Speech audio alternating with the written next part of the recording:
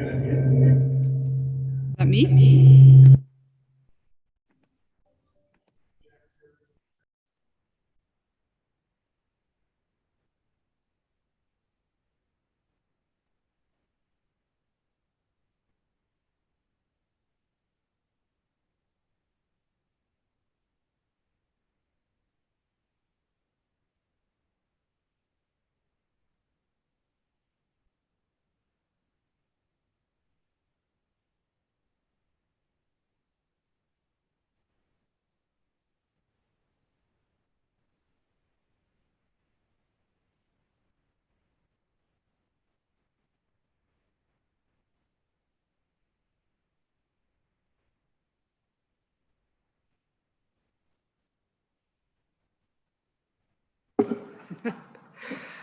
All right, do we have everyone here? It's 2 o'clock, according to Councillor Mackay. Because I see Wes, yeah, everyone's here. All right. Okay, so I'm going to call this meeting to order.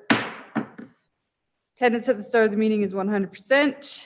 I need a motion to adopt the agenda. Councillor Mackay, thank you. And there are no changes to the agenda that I know of. Okay, all those in favor of the agenda as presented? Works. Oh, yeah, sorry, I was just going to say, Cheryl, would you want us to use Granicus?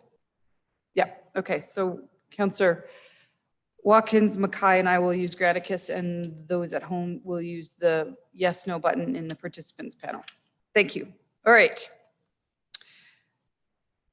On your agenda, there's a bunch of presenters, but they're all for the public hearing. We do have Mr. Nelson in chambers today to speak about the water meter replacement.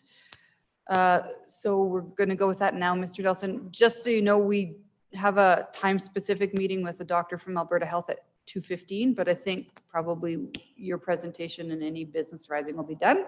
So, all right.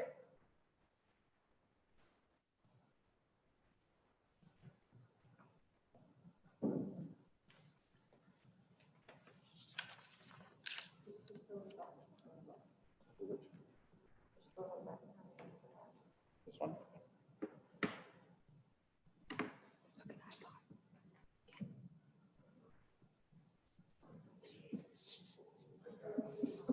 Yeah, now it's on. That's nice. It's from our interviews on Friday. Go ahead whenever you're ready. Okay. Yep. I'll try to speak closer. No, we can hear you. Can you guys hear at home? Okay. Okay. Thank you, Mayor Kathy Heron and councillors, for the opportunity to speak to you. I'm here in order to protect my family from having our water cut off. When I spoke to you 2 weeks ago about the threat of water being cut off unless my water meter was replaced, I was assured there would be no disruption in my water service. We have a working water meter. We have always paid our bills on time and in full, and we have signed up to have our water meter replaced. At the City Council meeting 2 weeks ago, and referring to the water meter replacement appointments during the pandemic, Kevin Scoble stated, and I quote, "Whatever everybody is comfortable with, if you are not comfortable, you can wait." The next day, I received an email from Diane McCurdy of the city stating, "Please accept this as official notification that there will be no disruption of your water service in December as described on the most recent letter." Where a few days later, I received a registered letter from Diane stating, "You are required to sign and submit the enclosed acknowledgement form to the city prior to December 1st to avoid the disruption of water service." The acknowledged form that comes along with the letter states the water meter work to be done, and I quote, "needs to be done within the first month of the city being lowered from enhanced status." Now that requirement contradicts the city's own November 2nd declaration that states, "Household wastewater, sewer inspections, sewer maintenance, and in-home wastewater backup responses remain suspended. This also includes any non-emergent water meter work within a home required of city personnel."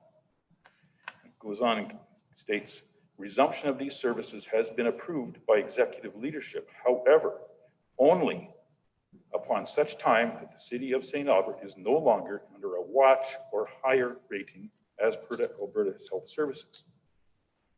Also last Wednesday, just day after we got that, city crews were in our front yard. Kate Polkowski, Director of Utilities, told them to check out our water valve. Our home is the only one in the whole area, because I walked all around the blocks, that ever had this investigation.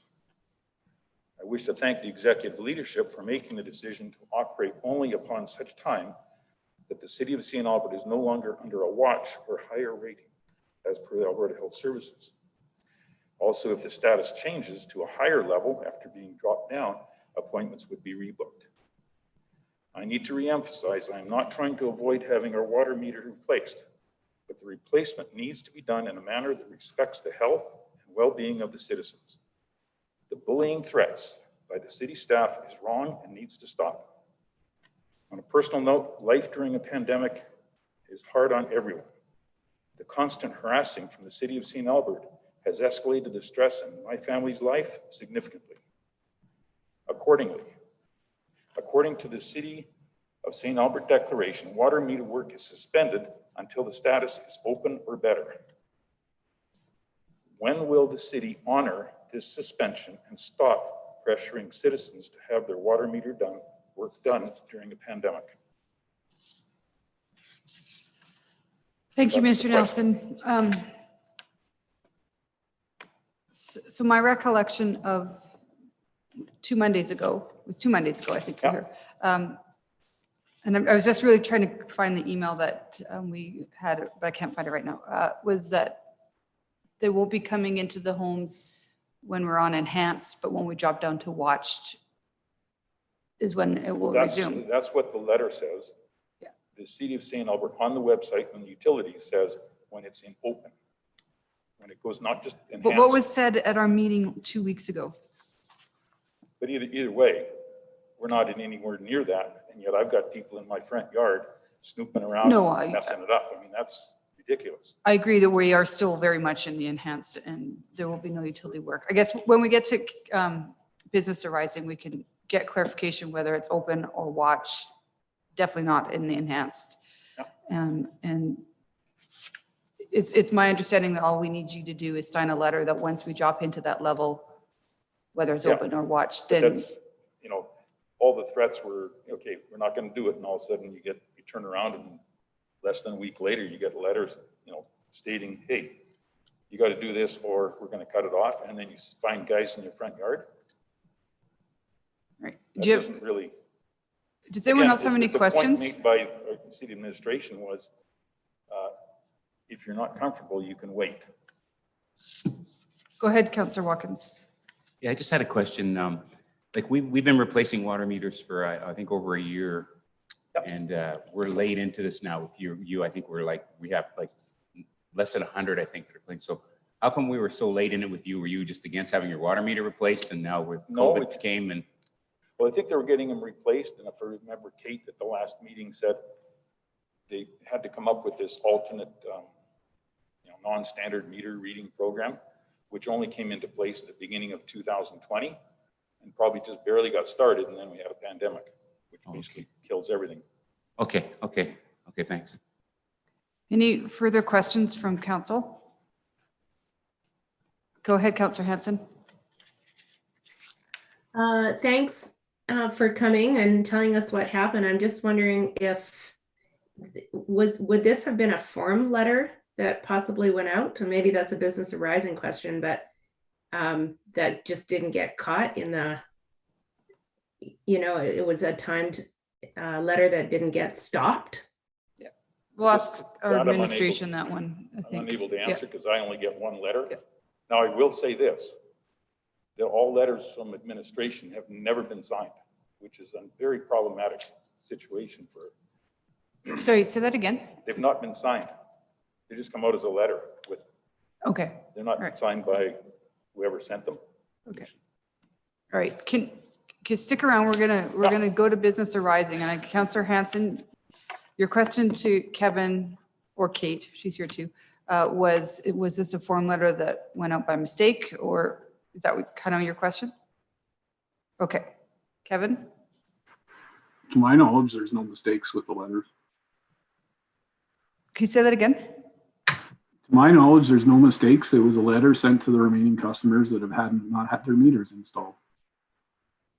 I don't have the letter in front of me. I'm gonna find it.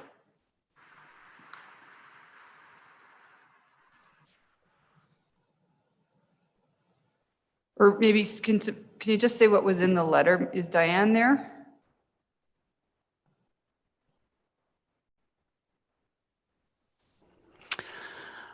Yes, Mayor Heron. So the letters were sent out to the remaining customers who still at some point require a water meter replacement. And the letter is requesting just confirmation that they agree to get their meter replaced. If they choose to delay, if they're not comfortable getting it done right now, that they have the option to delay getting the meter installed until we go down to the watch level. But we're requesting an acknowledgement that once that happens, that they will get their meter installed within 30 days of that. Oh, okay. So it's not that we're going in now during enhance, it's just. No, people still have, the letter gave them the opportunity to choose that option and go on the alternative meter reading program in the meantime. And then once the status level drops down to watch, that within 30 days, they'll allow us to come in and install a meter. Okay. And sorry, Mr. Nelson's still here. We're kind of going out of order, but Mr. Nelson, have you signed the letter? Yeah, but again, the point being is they say watch. In the declaration by utilities, it says only upon such time that the city of St. Albert is no longer under a watch. In other words, you're below watch, under a watch or anything higher. So Okay, so there is a disconnect between the installation of the water meters in a watch and all other utility work is waiting till we're open. Well, Mayor, maybe I can clarify here. Yep. So, ratepayers have had 36 months to have a water meter installed with the remote meter reading and 11 months to have a water meter installed without remote meter reading. Ratepayers wishing to participate in the non-standard meter reading program have been contacted at least 3 times to make arrangements for installation of their meters. Additionally, there's been open houses and project update communications sent to residents. The most recent letter sent went to a small group of 17 customers who have not had their new meters installed, offering them the option of having the meters installed now or waiting until COVID status of St. Albert has been changed from the current enhanced to the watch or below. So as of right now, 4 of the 17 have responded. 2 of them have already had their new meters installed and 2 have booked appointments. The letter asks that all 17 of these customers to submit to us by December 1st a form to book appointments for meter installation. So at this point, there's 13 customers who have not had the new meters installed or at least contacted us, which is 0.058% of our total of approximately 22,100 customers. So, there's all this discussion about enhanced and watch. That's City of St. Albert Utilities employees. This is a contractor that installs these meters, not St. Albert personnel, City of St. Albert personnel. And these activities are currently permitted under the enhanced status. So this work can actually be done right now in a house as permitted by the orders under the province of Alberta. We are saying that we'll come back when we go down to watch status with our contractor, which is 50 cases per 100,000 people. And then we're at 282 as of yesterday divided by 66. So I don't know, we're at somewhere around 300, 350, 400 right now. So is there some urgency, Mr. Scoville, for the contractor to get this done? So we can close off the contract? Is that what you're saying? That's partly it, yeah. We also incur costs every time that the contractor goes out and is unsuccessful. The City of St. Albert pays for that. So, but yes, it's to get the contract done and get the administration working on all these other projects that are on the go and all the initiatives in the pandemic and that as well. We're putting a lot of time into this at the moment. Okay, and one final question. You said it's permitted when we're in enhanced. What do you mean, who permits that? Is that The province of Alberta allows construction, repair, renovation, maintenance work within your house right now by a third party. okay. So Mr. Nelson, it's permitted by the province in an enhanced zone, and we're waiting till we get to a watched. Right. Yeah. To get it lower, that's to comply with the City of St. Albert declaration. Number 1, that's the biggest thing I think we have to do. And we could go on to debate Kevin, but he's an engineer and I'm an engineer, and we'll see how it goes. But yeah, I don't have an issue with getting the water meter, but it's just a matter of bullying tactics. I mean, you say you're not doing it, all of a sudden we find somebody in our front yard messing up the flower beds and everything. I don't know what that was about. Kate sent. Kate, do you not understand? No? Yeah, I can provide some insight. Again, we are currently operating all throughout the city. And as one of the aspects, just in confirming that Mr. Nelson's CC, like his water service connection, was in working order. The utility workers exercised that particular valve, which is kind of on the property line, so that boulevard area between the sidewalk and private property. It sits generally on that area. And so they were exercising it. So there wouldn't have been any water interruption, but we do exercise those throughout the city periodically, depending on what's happening. So we did exercise all folks that were mailed letters to ensure that their valves were in good operable condition, because we don't always know the condition of those assets. Okay, so it's 2:15, guys. We need to get over to the Alberta Health Doctor. Mr. Nelson, I think all they really want you to do is sign the letter now, and then Oh, yeah. I have a feeling it's going to be a while. The cases are pretty high. I don't want to come back here. Pardon? I don't want to come back here and talk about this subject again. All right. Okay. All right, council. So at the request of Alberta Health, we're not doing the in camera with them on Teams, or sorry, on Zoom. We're using a separate Teams link. So you can hang up from this Zoom call right now and go over to Teams, and they're going to keep the Zoom meeting open, right? Yeah, okay. So then we can just log back in when we're done our meeting. And so for now, YouTube can just show a really nice picture, pretty picture of St. Albert. I just need a motion to go in camera. Oh, right, we need the motion to go on camera. Yeah, but Councillor Watkins, can you make a motion to go in camera?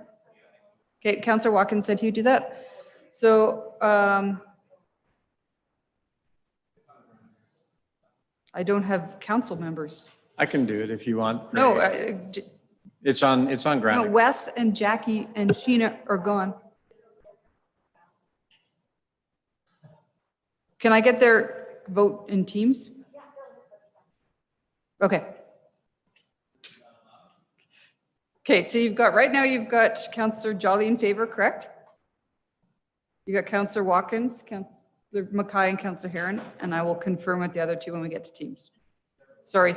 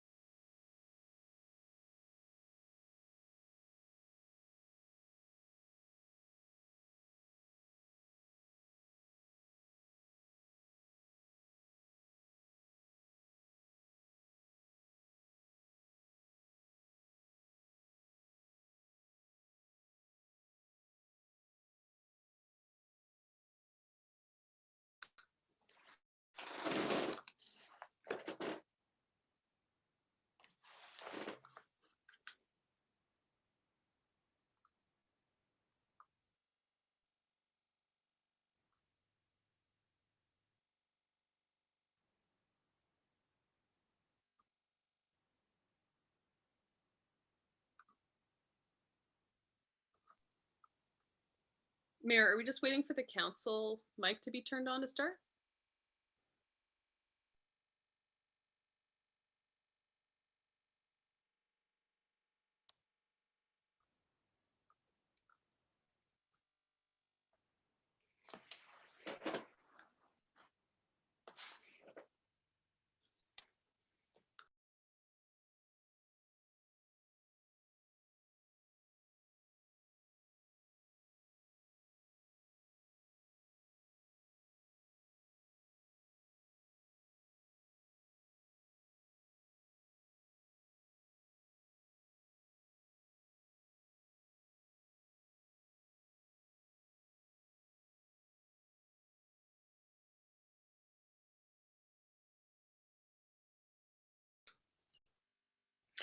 I heard you when you spoke, Natalie, just so you know.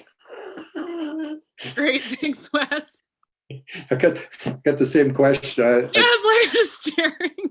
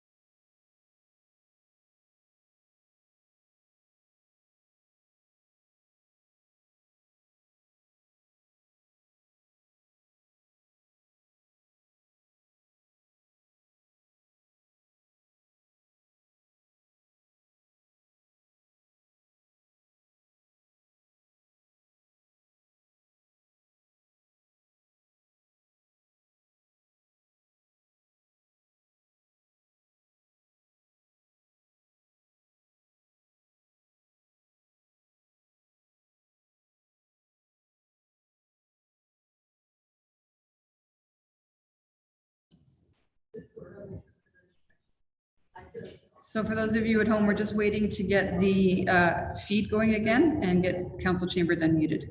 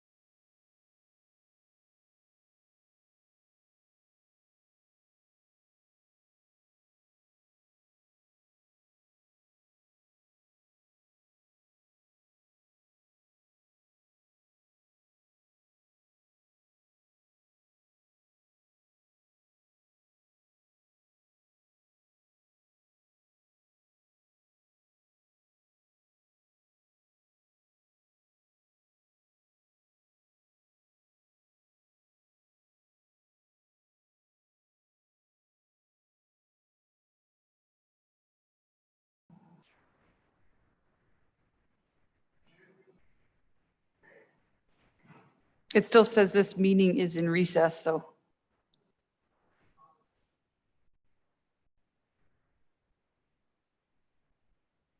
There we go. Okay, we're back. So I need a motion to reconvene in public. Councillor Broadhead, thank you. All those in favor? We do not have Councillor Hughes back online. Oh, there she No, is. sorry, I was there. I just didn't realize my mic was off. All right, we're back in public. Moving on in our agenda. Sorry, guys. Do we need this second motion for that, Mayor Herron? Oh, and the confidentiality motion, please. Natalie, can you do that one? I don't have it in front of me, but I can. Well, we know which one it is, right? Okay, yeah, I'll move that. Okay, all those in favor? I'm trying to use my Granicus, but it's not coming fast enough. There we go. All right. Is that unanimous? Okay. Is that a nod, Cheryl? Okay, unanimous. All right. We are, is there any more business arising that we didn't get to? Kevin, did you want to add anything to the water meter conversation? Sure. Yeah, I probably a couple more comments. So just kind of ran out of time therefore. So just a couple of things. I mean, the for 2020, with the customers still not having a meter in their house when we went to the opt-out program, there was about 502 customers at the beginning of 2020. 489 of those have since had a meter installed. Most of them having the remote system installed.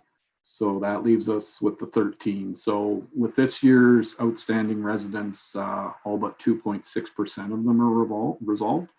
And like I said, 0.058% of our total customers are resolved. Some comments, there seems to be a lot of discussion about utility employees entering or not entering. And I think it's important that council and the community understand that we are protecting our operators. We do not have a lot of utility system operators. And if one of them should catch COVID and pass it on, we don't want to see our water system at risk. So it's part of our business continuity planning. And it's a business decision that our operators are not going into these residences. Whereas the contractor, on the other hand, is not operating a critical system, and they have the resources and the procedures and the safety equipment to undertake this work at this time. So us not going in until we're below watch is protecting the integrity of St. Albert's potable water system by not getting our operators having to isolate or catch the illness. And then I guess just finally, where administration is at on this is we will wait until the close of business tomorrow, December 1st, to see how many of the remaining 13 customers contact us.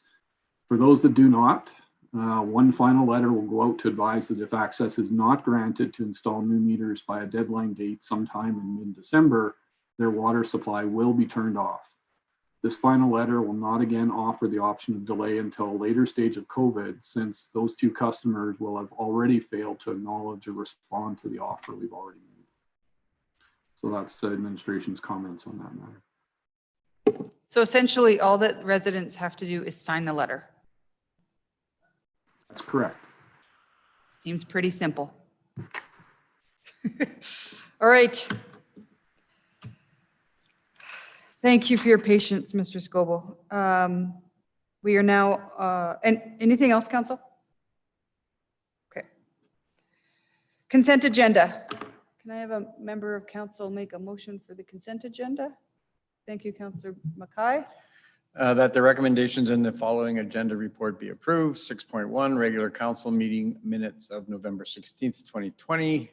And 7.3, a time extension request on the Badger lands. Thank you for that. All those, or cast your vote now, please.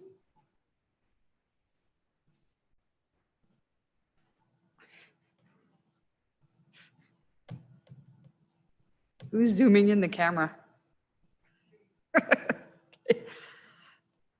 Freaking me out.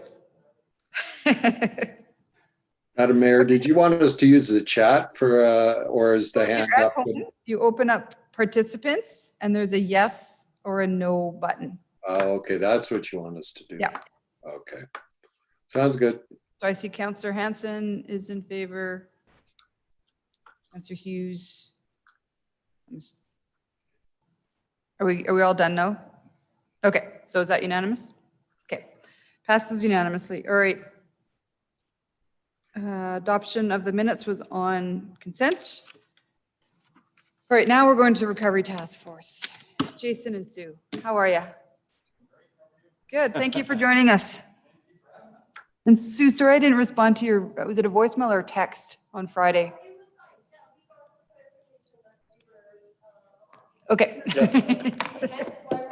Okay. So we will be doing this as a tag team approach, socially distant as we will. Okay.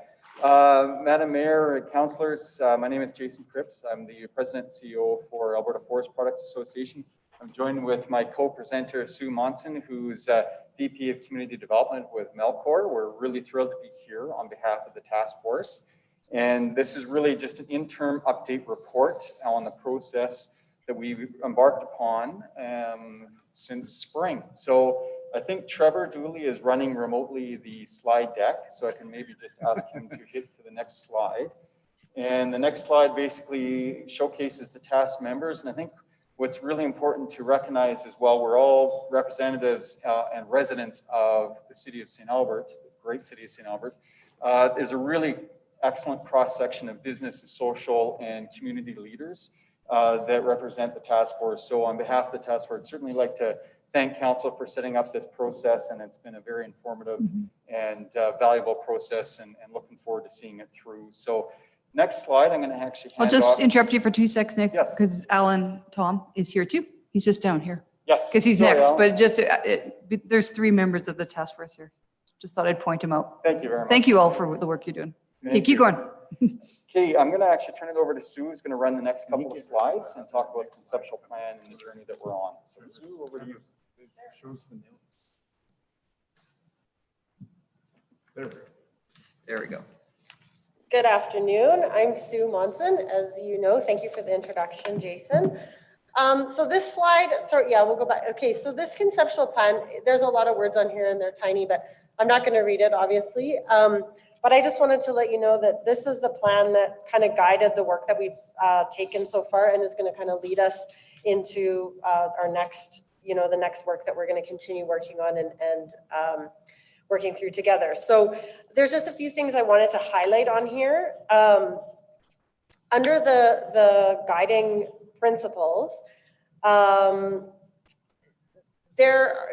of the things in the guiding principles have been areas that we focused on, but much of our discussion has not been around any of the adjustments to the service levels offered by the city. So that's kind of identified in here a few times, and we haven't really taken that on as a task force at this point. It also indicates that we will be focusing on a lot of short-term issues, but much of our discussion has been around longer-term initiatives and certain ideas and initiatives that we think will lead to some more stability in like the post-COVID world. The next kind of column is on the key action areas. So this identifies external and internal areas of service delivery. The internal action areas identified on this flow chart are mainly out of scope for our task force at this point. We have had some discussion around service delivery, as this is kind of like the root of our discussion, but we haven't gone deeply into things like city-owned facilities as an example of something on there that hasn't really been touched on by our task force, and same goes for HR issues.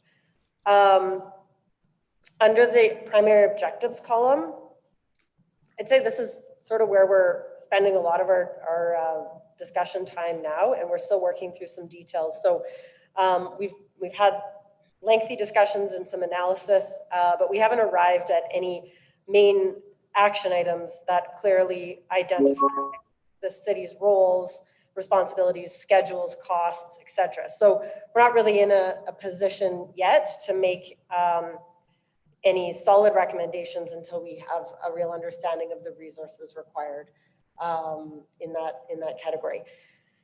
And then going forward, I think many of the desired outcomes, they're still ahead of us. And to a certain extent, the end state identified here is kind of a continuum. The way that's written is we kind of see that as being areas where there's always ways to innovate and improve. And so we'll work towards that, but it doesn't necessarily signify like, this is the finish line. And then underneath there's some risks and challenges that are identified. Many of these will continue to apply to our discussion, but we may look to modify these slightly as One of the risks is a second wave, and now I think we all can acknowledge that we're in a second wave, so it's not necessarily a future risk. It's more of a reality. So that section of our plan may take a bit of tweaking over time. And we may look to add some content to this section as it pertains to the timing of a vaccine and the rollout and even the new testing site in St. Albert. And then I think the performance indicators are pretty good, and we'll keep those on there for now. They'll continue to be relevant as we continue our work. Trevor, if you want to jump to the next slide, please.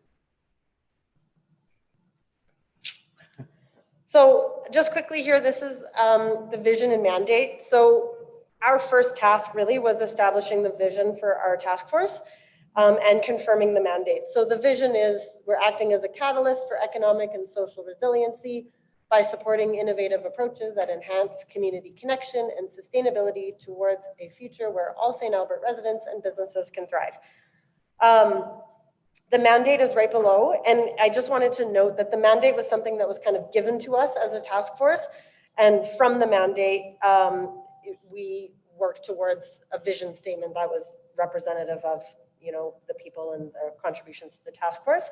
The mandate focuses a bit more on offering assistance, whereas I'd say that we've kind of tailored our discussions around more resiliency and innovation, which will hopefully lead to future lasting success instead of just the assistance to kind of get over the current challenges that we're in. And then the next slide, please. So these are the 4 problem statements that have kind of guided a lot of our discussions and helped generate ideas for us to work on. And so I just thought instead of kind of reading them, I'd maybe give you a few examples of things that we, I guess, attached to each problem statement. So with the first problem statement, we're approaching this from the perspective that COVID is such a significant disruptor that any city policy or initiative could be looked at through this lens. So even if it doesn't have direct correlation or connection to COVID, it could still be looked at. As in, if there was ever a time to pause and reflect and adjust, this would be, now's that time. So some of the topics that we discussed around this problem statement were offsite levies, corporate culture, business friendliness, and potential tax deferments. The second problem statement is talking about St. Albert, being a place where people choose to live, work, and play. So we acknowledge that there's many factors affecting municipalities in the region, and COVID is obviously one of them that's affecting everyone.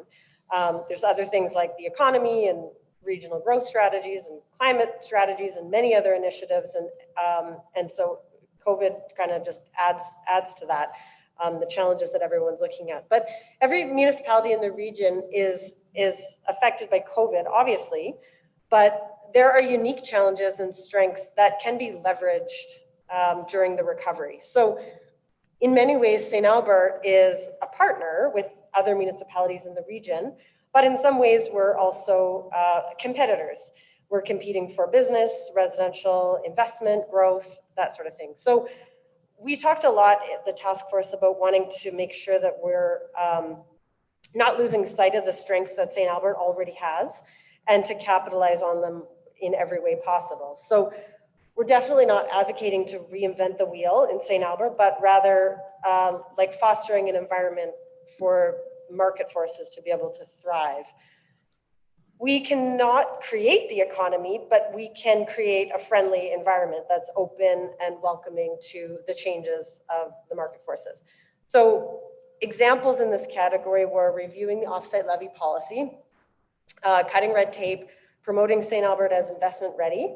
But a big piece that we talked quite a bit about is St. Albert's offering of like natural beauty, outdoor amenity spaces, and parks and trails. And we talked about maybe promoting that through some kind of an external marketing campaign to really show that we stand out in this kind of outdoor outdoor, I guess, category. It is something that we should be proud of and that not every municipality has. The third problem statement, it focused more on the needs of the people and the community that are already here in St. Albert.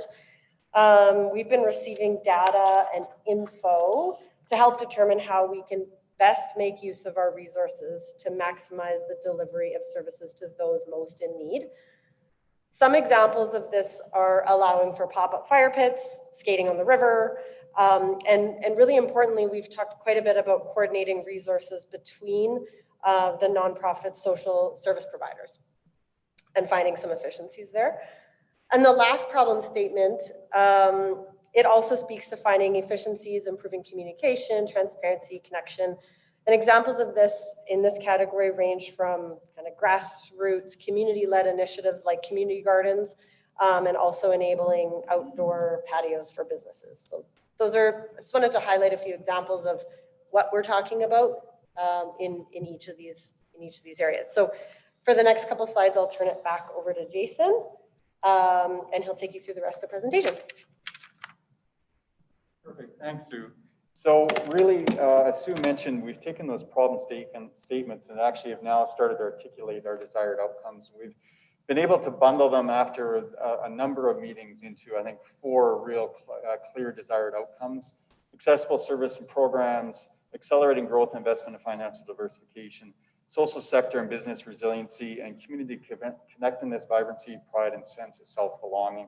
So there are a number of strategies listed under each of these 4 desired outcomes, and your task force is now actually in the process of prioritizing those different strategies. And as Sue mentioned, we've had a really good bucket of strategies that have been tossed around, have been debated, and just as Sue mentioned, business culture of the city of Edmonton, or sorry, the city of St. Albert, really is one that's an overarching theme, and just business friendliness, service providing. And to that end, some of the things we're articulating include, under the first one, online service delivery, streamlining that. So that's one example. If you look at the second, increasing growth incentives or investment and financial diversification, looking at that increased partnership, whether it's with entities such as the Industrial Heartland, whether it's looking at Villeneuve Airport, so really exploring and focusing in on partnerships there. As Sue mentioned, really looking to an external marketing campaign, because we really feel we have a ton of attributes to offer those not only looking to invest here, but looking to move here and actually reside. As Sue mentioned, you look at our river valley, our green space, you really only need to be, most citizens are probably 5-10 minute drive max from the river valley, and that's a real strength and selling point for us. Desired outcome 3, we've talked about community mentors and support networks, and really increasing those, as well as looking at identifying opportunities to increase our business incubation. And then finally, under the desired outcome 4, as Sue mentioned, looking at using fire pits, skating on the river. So we've had a really good discussion, and we're really at that point now we're prioritizing. So maybe just have Trevor hit the next slide if I could. And the one thing I didn't mention at the top of the presentation is really appreciate council's ability and time to actually send some early options that they were looking at back in the spring for us just to have a drive-through look at, and that includes development bonds, which I understand went ahead. That also talked about the solar farm. So the ability for council to throw these things as they come up, we really appreciate the value of being able to lean in on that. So we've really gone around in terms of problem identification and into the policy analysis. We're now into that policy development and prioritization. And then as we get into presentation and submitting the report in December as an interim report, we'll be able to actually take it out and have a bit of an information session with citizens. And I want to mention actually that there is, if I can have the next slide, Trevor. Thank you. This gives you the sense of the journey we're on, and cultivate the conversation. If citizens haven't articulated their views, it's a great platform to do so. I understand today's the last day to submit on that early stage platform for some information sessions. So just a plug for there for public response. And then Trevor, if I could have the next slide, please.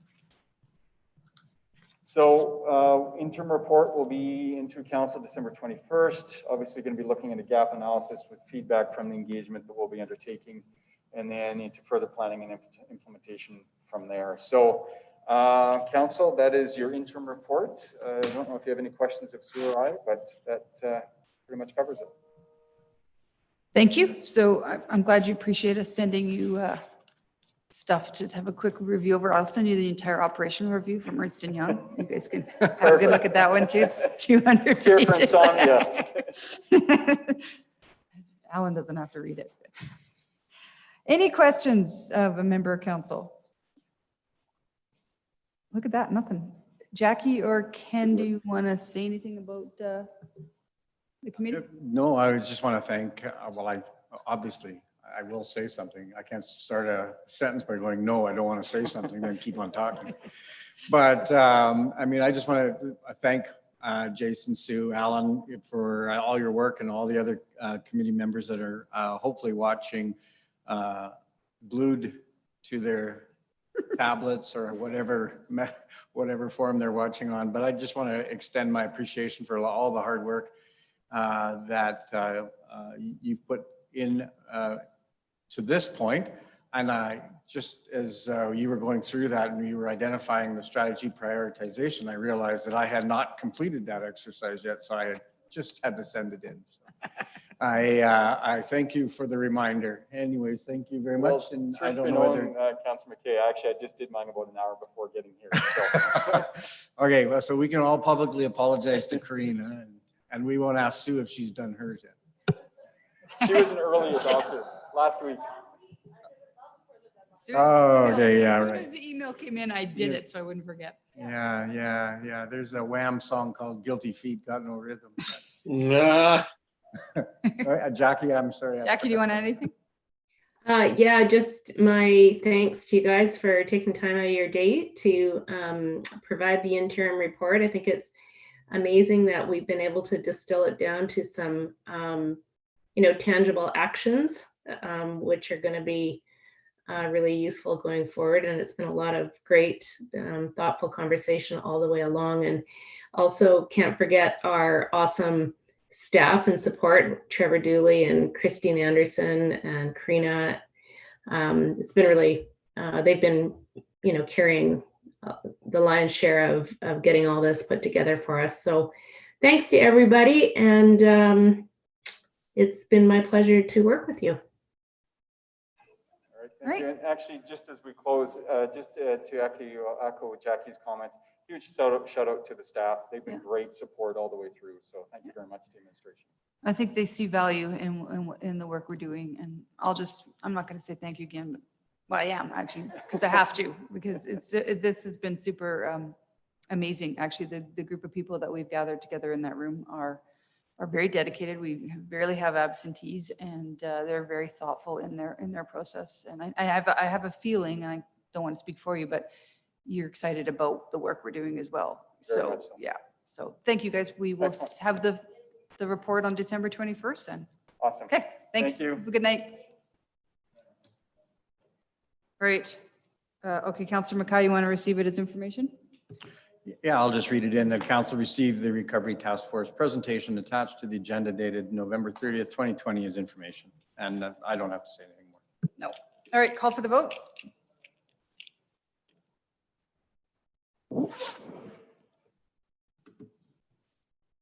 We're good? It's unanimous? All right, thank you. Okay. Another COVID topic. Operational, well, not really COVID topic. It's born out of COVID. Operational and fiscal review. Mr. Tom, go ahead. Okay, thank you. I'll share my screen here. So council, thank you for the time this afternoon. My name is Alan Tom with Ernst & Young. Along with me here today is Mohammed Bahami and Navneet Balat. And we want to walk through our phase one, essentially what is a final report for phase one and an interim report on the entire fiscal review and operational review project. So I will take you through, I'll move through some of the beginning part of it. Essentially the report here provides some background to the work that's being done, context, and then we'll move into walking through some of the opportunities and some of the overview of the business cases for you. When we think about the background, I think what's important to remember here is phase one took a look at 7 main departments. We'll get to those in a moment here in terms of taking a look at some of the preliminary assessments and then some preliminary assessments of 2 other departments that will come in phase two. The objectives of the review overall are to recommend the addition, modification, or discontinuation of services and programs or changes to service levels. Second is to identify long-term sustainable expense management solutions to ongoing budget challenges. And the third is to recommend measures to provide quality, affordable municipal programs and services in the most efficient and effective manner while maintaining responsible taxation. Of those 3 items, some of them will be more prevalent in phase two than they are in phase one. But ultimately, as we work to the conclusion of phase two, those are the 3 primary objectives. When we take a look at this report, we've broken it up into the phase one pieces. Some of those have a more immediate impact on 2021 budget processes, but most of them, I would say, are in the medium to longer term range. The work you're doing today around your own budget processes in 2021, along with the PBB review and other activities you've had, really mean that our focus is more in that 12-month to 18 out to 24 and 36-month opportunities.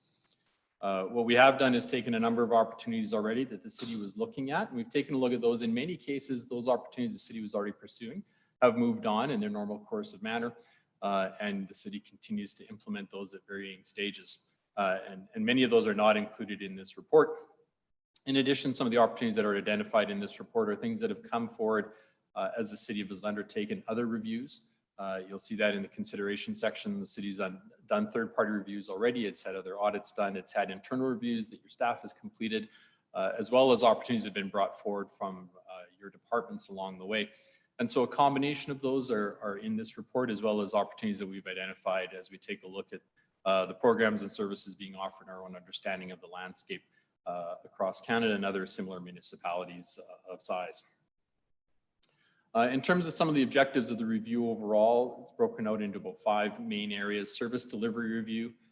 So again, that's going through financials, FTE count, service outcomes. Municipal activity examination. So what are the activities that the city is doing? What's been initiated to date?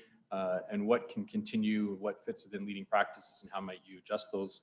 Rationalization of service portfolios. So again, what are those service levels that the city wants to maintain? How do those match to other municipalities or to the objectives that the city and council has established for themselves? Future-proofing business models, so looking recommendations for long-term organizational and business models, including anticipated savings and delivery considerations. We talk about savings and delivery considerations, but revenue is another component in that we'll speak about. And ultimately a realistic and thorough roadmap. So making sure that the opportunities that are brought forward can be implemented by the city in a timeline that is reasonable for execution based on your capacity, along with the work that you're already doing. Just want to take a moment to commend the city on the work that it's doing. I've talked about a couple of these along the way, but you have completed numerous service reviews internally and through third parties that's identified a number of opportunities that are already in flight by the city. You've undertaken your priority-based business planning and budgeting process to identify where you want to refine service levels, especially in the short term as it relates to COVID and more longer-term cost sustainability. You've reduced your COVID deficit from a very significant number down to a much smaller figure through real-time expense management actions. You should be commended for that as well. The city continually is searching for and identifying cost reduction opportunities that are coming into the 21 budget. What does this mean? It's made our job a little bit more difficult because you've tackled a lot of significant opportunities already and a lot of significant challenges ahead of you. A lot of those actions are already underway by the city, and we haven't reflected those in the information that we're going to go through here today. A little bit about the background. As I mentioned before, in terms of timing, our focus is more to the medium and long-term opportunities.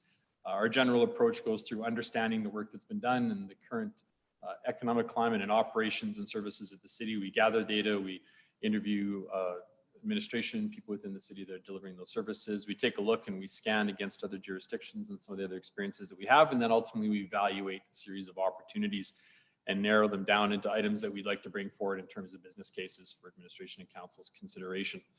So what we've done is evaluated those opportunities and determined which ones are in the phase one report that is here for today. We've identified also some opportunities to be revisited as part of phase two. either because they cross more multi-departments, so they're inter-department as opposed to intra-department, and have a bigger impact on the organization as a whole. And some other opportunities that we had identified early on have been excluded simply because of the scalability or the opportunity size due to the size and the operations of St. Albert. So while other municipalities may look to them and you may hear about them, they're not appropriate for the city just because of their ability to be scaled accordingly. So ultimately that frames the initial opportunities that we've considered for this report and ultimately develop business cases on them that fall within that medium to long-term range. Where does this fit in the broader spectrum? So you can see just above the phase 1 report icon, that's where we are here today. During phase 1, we did that overview commentary on opportunities that are already underway by the city and took a look at the phase 1 department reviews and these business cases that are being presented here today. So we move into phase 2, we're assessing some of the opportunities that we're carrying forward from phase 1 that we didn't get through completing business cases on. We also have the phase 2 departments listed on the bottom right. You can see on the right-hand side of the slide, the phase 1 departments that were in the first phase here, and then the remaining phase 2 departments. We'll go through those. In addition, we'll develop opportunities for citywide initiatives and also take a look at the service level assessments based on the services that are being offered by the city today. I think one thing that isn't listed in phase 2 is important to recognize is taking a look at opportunities to expand the revenue sources for the city.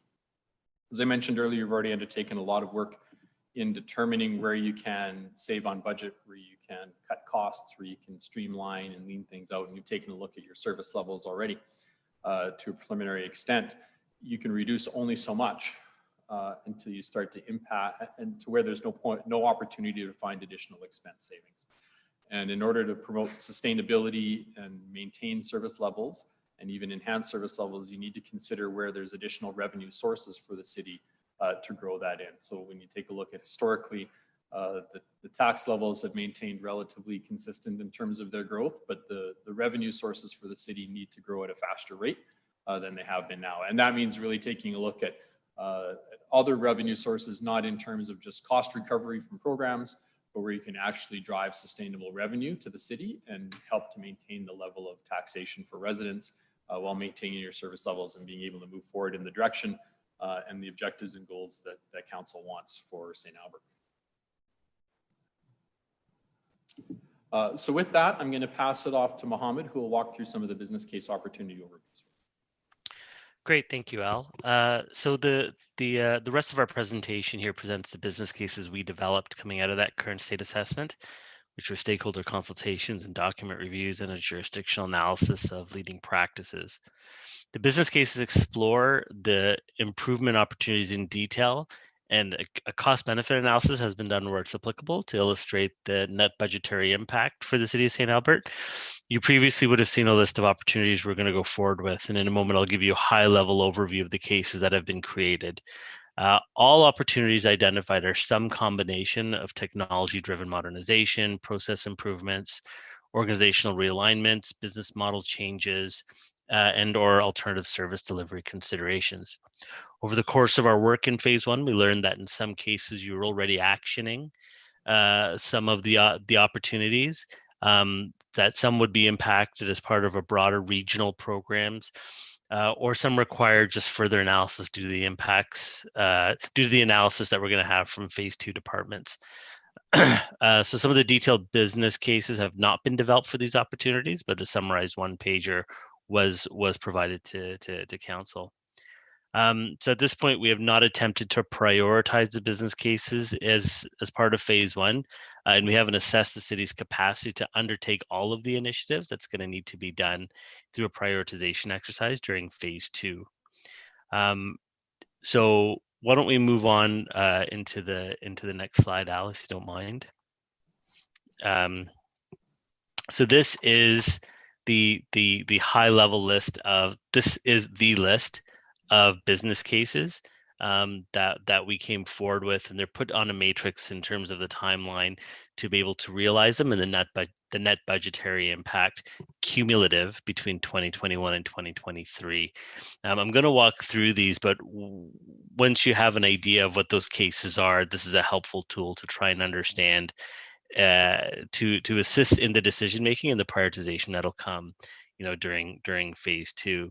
Another important component to point out is that they've been color coded there at the bottom. There are different levels of approval and different levels of agreement that you need to probably go through as you decide to proceed. Some of them can proceed with the administrative authority of city leadership. Some of them need some council consent, and some of them need agreement from parties external to the city, be it the province or other municipalities, and those ones would tend to be, more and more difficult to get approval with. So just as a frame of thinking or a frame to help in your decision making and prioritization. So I'm going to go through on the next slide quickly the business cases that we have, and then we're happy to open it up to questions. The first business case really is about looking at considering so the first set of them, are around community services. That's the first 4. That was the first department that was in scope.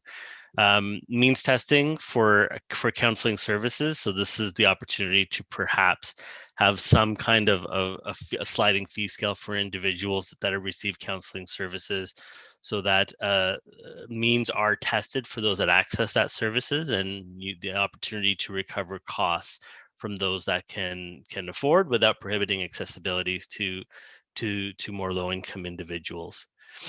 There is a consideration around a business incubator for social profits. Social profits are already supported by the city, and leveraging shared services and workspaces can reduce the amount of actual cash that goes out to those social profits in lieu of.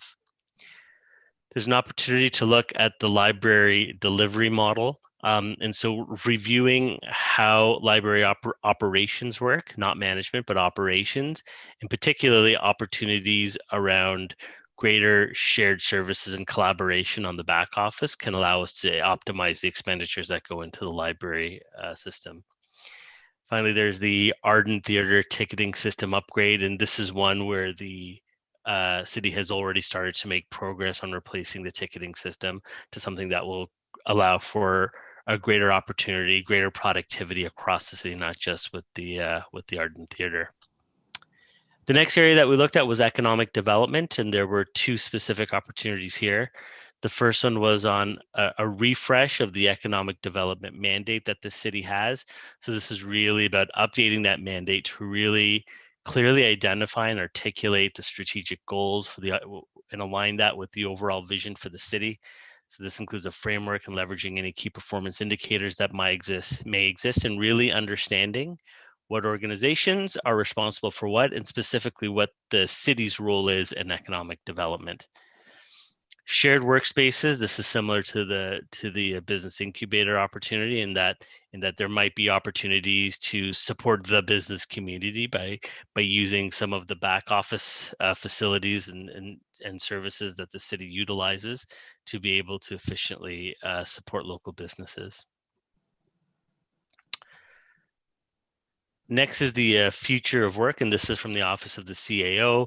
And this is really about implementing new strategies that'll improve the deployment of the workforce that best reflect the modern workforce. There's been an opportunity that has arisen through the recent pandemic to, as individuals have been forced into alternative working arrangements that have had benefits. And there's an opportunity that almost all municipalities are looking at to try and leverage the benefits that they've received from that, both in terms of productivity as well in terms of lowering operating costs. For recreation and parks, we looked at partnerships and sponsorships for recreation facilities, and that means greater business development staff. Generally, any business development staff that the department has creates a return in terms of revenue, be it advertising revenue, be it sponsorship revenue, that is greater than their salary. There's an opportunity to increase that return with some more business development staff. Then there's looking at regional partnerships for recreation service delivery.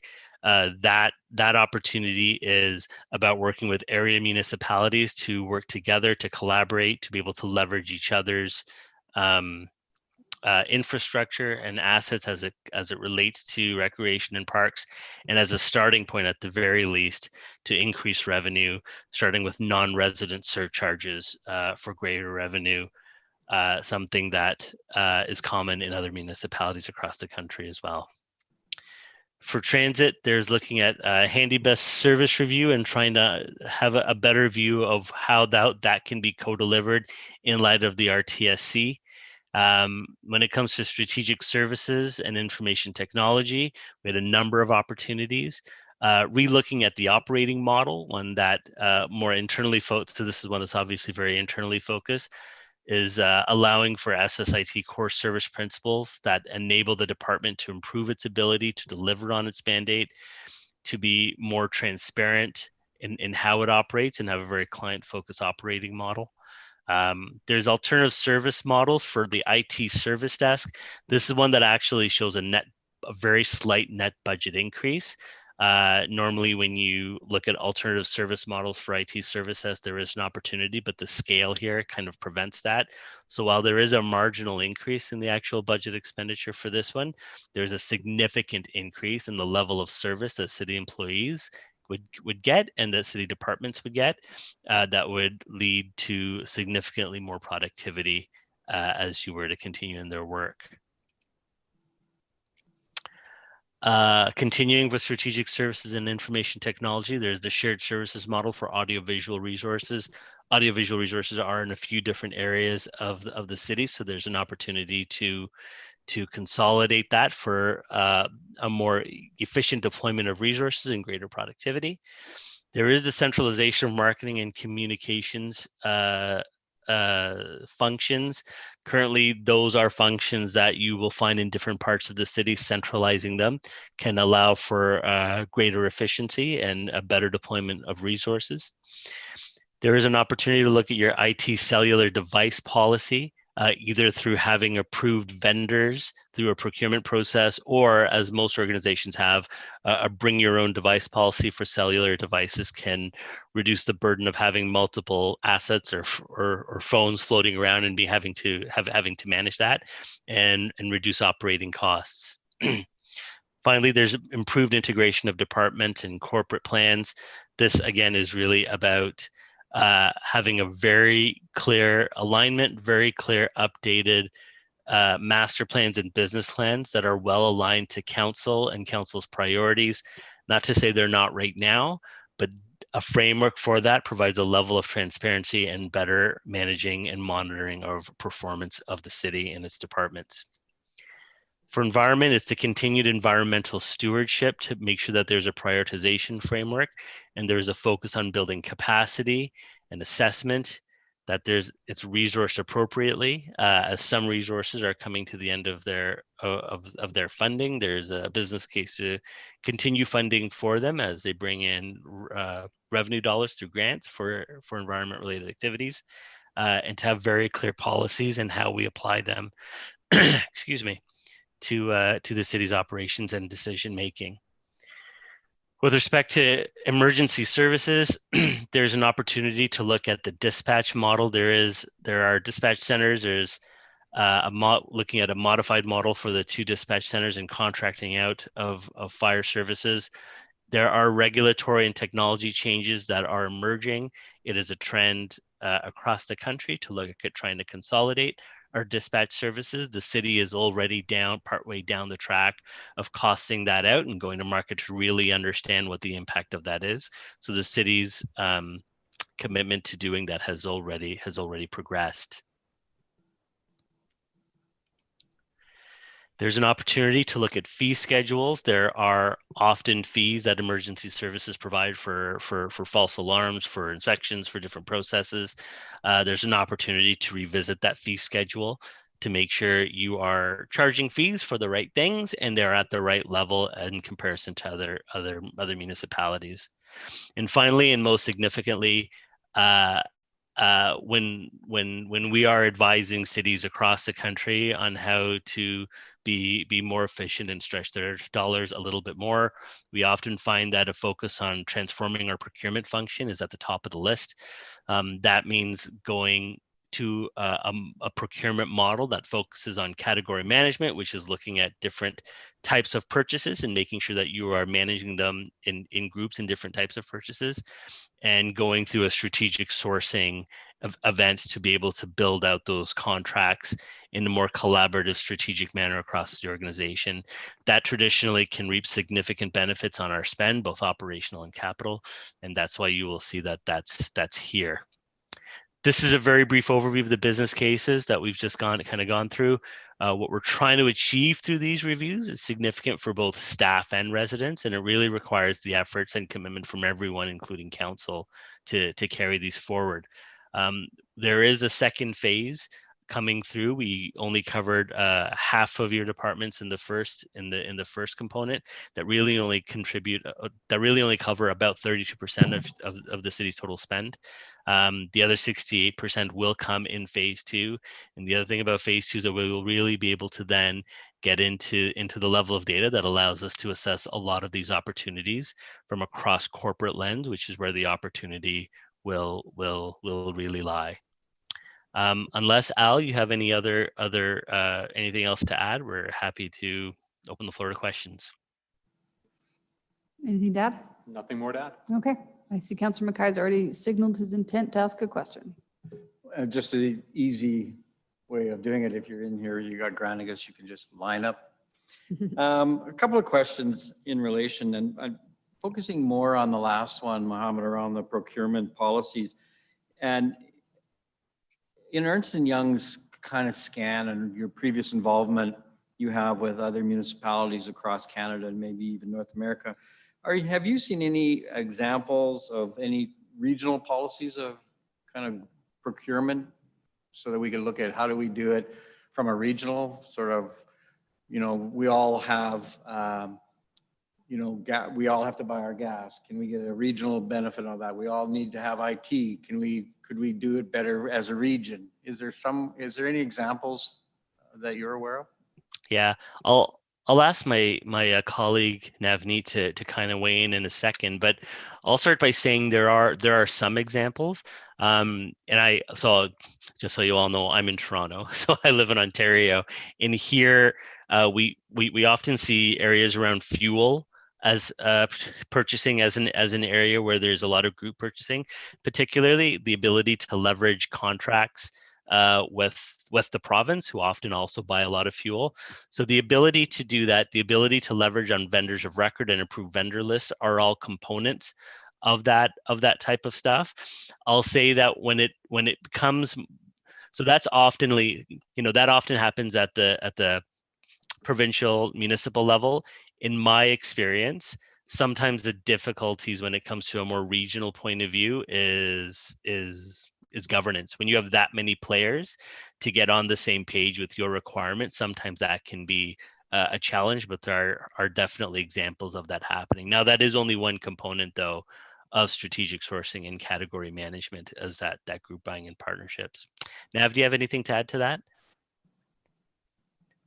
Yeah, so we generally don't see a policy which kind of mandates municipalities to work together or municipalities to work with the province in order to go for collaborative purchasing. It's more kind of like it's a nice to have as opposed to a must have. So if there are cases where a larger municipality is embarking on a large contract for, say, IT, and it invites other municipalities to piggyback onto that contract, then the other municipalities have an option to do so at a much lower cost. But as Mohammed alluded to, there's always a case of a difference in specifications, a difference in requirements, which kind of bars municipalities from going on to these collaborative purchasing agreements, which is why governance specification gaps are always a challenge in taking this further. Yeah, I will add one more thing, actually. The one really current example that I see often in Ontario is around the purchase of PPE during the pandemic. Is that a lot of municipalities have gotten together because specifications have been so frequent to come out, and it's often fire services that are leading emergency responses. They've been able to get on the same page fairly quickly and leverage those types of procurement relationships to do that. That's also a function of the fact that there's been limited supply, and there has been a requirement to try and make sure that there is access to that supply. So different drivers can result in different types of behaviors, for sure. Thank you. I appreciate the comments. A question in relation to the fee schedules, and we identify it as in the emergency services application, and we did see some changes to our service inventory, and we just approved that a couple of weeks ago. Did the operational review look across our fee schedules, our service inventories? Yes, it did. So we looked at the updated fee schedule, which was proposed by Emergency Services. And so we approached it in two ways. The first one was providing opportunities in order to increase the fees so that it's much more on par with the ones that are offered in the ones that are charged in other municipalities. And the second was providing inputs for certain services which are currently offered free at the city of St. Albert, which other municipalities charge for. And that's an opportunity for the city of St. Albert to add to their service portfolio, which they can then start charging fees for. A couple of examples for that is for motor vehicle collision, responding to a motor vehicle collision is currently free of charge, where in certain municipalities, what has been explored is that if fire services responds to a motor vehicle accident, they will charge the fee for that to the insurance of the vehicle that was at fault for the collision. So there are many such examples where a service which is currently provided for free, a fee can be attached to that. Thank you. And then my last question, if I can still have the floor, it's just around the idea around improving opportunities to increase partnerships and sponsorships at our recreational facilities. Can I ask you to expand that a little bit? I mean, are we talking about we're talking more than increasing the sponsors on our rink boards, for example? We're talking about perhaps naming facilities. Did we also look at privatization of our current facilities, or is that something we're going to be looking at in a second stage or not at all? So we didn't specifically look at privatization of the facilities. I'll come to that part later. What was predominantly looked at was expanding opportunities for advertising, sponsorships, naming rights, etc. So we took a look at the available inventory for advertising and sponsorships across recreation facilities. Found, as has been mentioned in the report, found there have been cases where a lot of inventory is currently unused. So there's opportunities for you to get advertisements or sponsorships for those.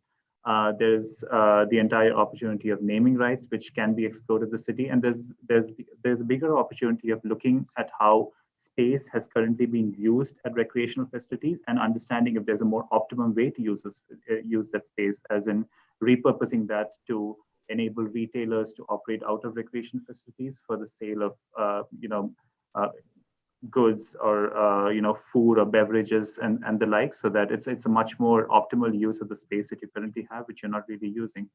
And I'll turn it over to my colleague Mohammed to speak about the privatization aspect. Sure. As we go into phase 2, Councillor, we're going to be focusing a little bit more on service levels and service delivery. And so there'll be an assessment done there. And really what privatization or alternative service delivery does is change the model, and it changes your role in providing those services, right? And so those are some policy type decisions, and some of that analysis will happen as part of phase 2 across the organization, right? Because it's whether you want to be the provider of the service, do you want to be the funder of that service, do you want to regulate that service? All those have different implications, and all those have, there might be different expectations of your residents as to what your role actually is. So I think some of that will come part of phase 2. Thank you, Madam Mayor. All right, other members of council, questions? Wow. Very quiet. Councillor Broadhead, did you have, you had mentioned that you had one on the procurement? Or did Councillor Mackay get it for you? Yeah, you know what I did, and I think Ken covered it quite well. So, and thanks for the response, Mohammed.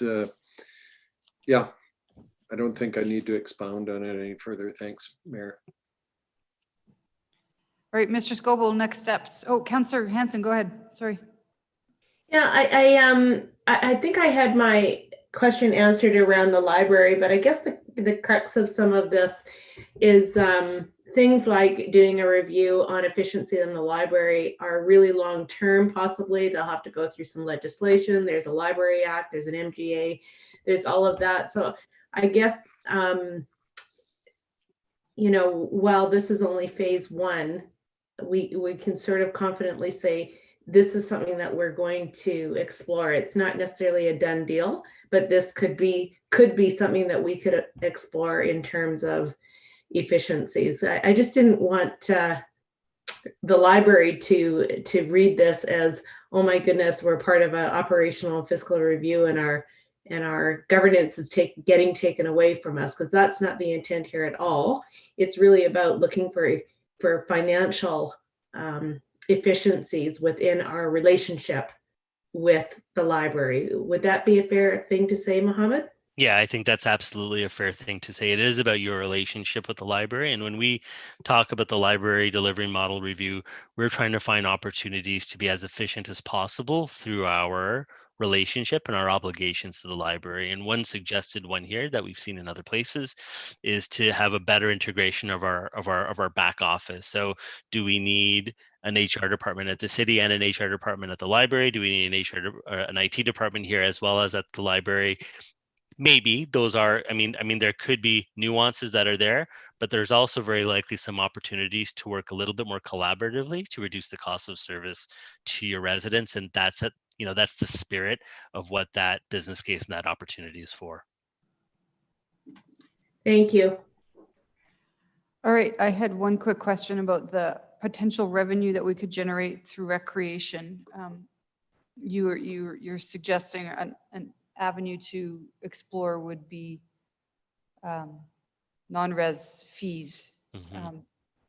I guess the question to either you, Mohammed, or Navneet, is that common practice? Like, so far in our region, we've avoided that. We've tried to have equal access to everything in the region because we try to function as one. But are other areas of Alberta or even across Canada using that as an opportunity to generate revenue?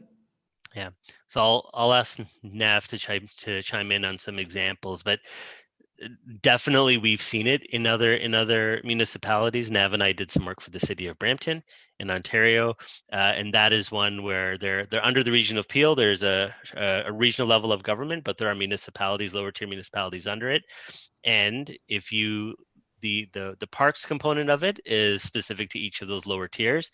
And some municipalities, if they see your address when you book a parks facility or an event or something like that, and you're not from that area, there is a surcharge. So it is common out there. Another common thing, which is I think the longer term opportunity, is an emerging opportunity, which we talk about in our business case, is better collaboration amongst those regions. And there are examples, particularly when it comes to infrastructure, when it comes to the assets that you need to be able to work with the area municipalities, knowing that you will both invest in those assets and those facilities, because residents of both of your communities will take advantage of those. And so those obviously take a little bit longer to come up with, right? And to identify those needs, but that is where the future opportunity lies. But because it takes a while to get there, one way to keep yourselves whole in the meantime is for those surcharges. And Nav can probably provide some examples. Yes, a couple of examples that were already quoted by Mo were the municipalities of Brampton and Mississauga under the region of Peel. The city of Toronto also charges non-resident fees for many of its recreation programs and facilities. But again, as Mohammed mentioned, charging non-resident fee is a more short-term approach. What's ideal in the long term is if you can enter in those kind of cost-sharing mechanisms with other municipalities. And a good example of that is one which we have seen in New Brunswick with the Greater St. John Regional Facilities Commission, where many of the recreational facilities, even though they are located within the boundaries of St. John, the costs of those are shared by 4 or 5 other neighboring municipalities, so that the gap between the revenue and the expenditure of maintaining those facilities is not solely borne by the tax base of St. John, because the usage of that is by many other municipalities which surround St. John. So that is something which the Recreation Department is cognizant of. It's something which they're actually working towards with in terms of cost sharing agreements with Strathcona County, with ICS, with Edmonton, and this is something which is considered leading practice and what the city should be working towards. Sorry, the investment, you're talking the initial capital outlay to build that rec as well as the ongoing operations? Sorry, I didn't quite catch that. Sorry, it was Mohammed that talked about the investment that is required to run a recreation. And then I was just wondering, are you suggesting that we share not only the operations, but also the capital outlay at the beginning of building a rec center? Any recreational facility? It could be that. I think it depends on the opportunity. Yeah, absolutely. A good example to look at that's happening right now is in St. Catharines in Ontario. Is they've been trying to, I don't know if they were trying to attract or if they agreed to host the Canada Summer Games or one of the Canada Games, and they needed to build a large arena. So the arena is actually in Thorold, which is in a municipality basically right next there. So there's 11 municipalities in Niagara region, all tiny. And so it's actually located in Thorold, but a lot of the capital that's going into it and the operating model around it is a collaboration between both cities, even though it's not necessarily located in St. Catharines. So I think every deal is probably a little bit different. There's no set way to do it, but the opportunity to collaborate in the spirit of that is there in all those cases. All right, that's excellent. Any more questions? Seeing no hands from council. I just have a quick question, and it's probably for Diane. Is Diane McMorty with us? Wow, she's always with us. There she is. Sorry, I couldn't find my button. That's okay. Diane, there is a motion here that says that we refer the bring your own device policy, the $15,000 to the budget. If council's willing to debate that and pass it tonight, can we just add it to the omnibus? Yeah, we can figure out how to make that happen for sure. Might be just easier because we're here. Does anyone have any questions about that one in particular, or do you want to wait to budget to do it? Just a comment, just a clarification Yep. then. Mr. Scobles, I mean, we don't require a backgrounder. I mean, I don't know what the possible implications would be, except for if those people that are in roles within the city that would require a cell phone, would they still have the choice of receiving a cell phone from the city or a BYOB?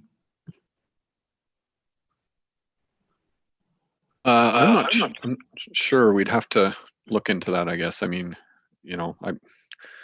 it's usually one or the other. I've heard of some hybrid models, but usually it's company supplied or you bring your own and there's some money given towards it. So, but we'll take a look at that a little further. Sorry, I guess the question was, tomorrow we're voting on budget. Is there going to be a backgrounder to this? Because the reason I suggest we do it tonight is we've got Alan and his team here to answer any questions on that particular one. Yeah, so there wouldn't be a backgrounder prepared for tomorrow, but I would agree that there's sufficient information in the report here, particularly given this is a small start to realizing a lot more efficiencies going forward. So it's $15,000. So it's small, yeah. So you said there would be a backgrounder or would not be? There will not be. There will not be. Council, you guys ready to vote on it today? Oh, go ahead, Diane. Sorry, I just wanted to say if we wanted to vote on it tonight, we do actually just need to change the wording of the motion a little bit. Yeah, just we reduce the operating budget by 15,000. Well, it just basically needs to say that the following PM number be approved, and then the detail of it, so that it'll actually be voted on tonight, and you won't see it at all during budget, so it won't even be part of the omnibus. Similar to how we would have voted our RMR earlier in the year. Yeah. So it just needs to be reworded at the beginning to say that the following postponed motion number or whatever with the detail be approved is what the motion would have to be. Okay. Mayor, why don't we just do it tomorrow? Like, it's just one day from now and we're doing everything else for budget. So like, I just thought in case you guys had questions, you could ask Alan right now because he won't be here tomorrow. Yeah, I think it also just might be easier if we make everything clean for budget motions. It kind of feels about doing PM one day before we're debating PMs, that's all. Okay, so we just need a council member to make a motion to receive his information and then one to defer to tomorrow. Councilor Mackay, go ahead. Thank you. That council received the operational and fiscal review phase 1 final report attached to the agenda dated November 30th, 2020 as information. You want me to read it all in? Yeah, go ahead. That the following postponed motion be deferred for debate to the December 1st, 2020 Committee of the Whole meeting PM-21-033, that the 2021 operating budget be reduced by $15,000 related to a shift to a bring your own device policy for the cellular needs of the city as described in the City of St. Albert Operational and Fiscal Review Final Report. All right, accept that. Any opening comments? No, I think it's all been discussed. I appreciate all of the hard work, realizing that this is phase 1 and it's we're appeared to be right where we need to be. And I understand that also a lot of this will feed into phase 2 and there should be a great deal more information coming on that timeline. All right, anyone else? All right, call for the vote.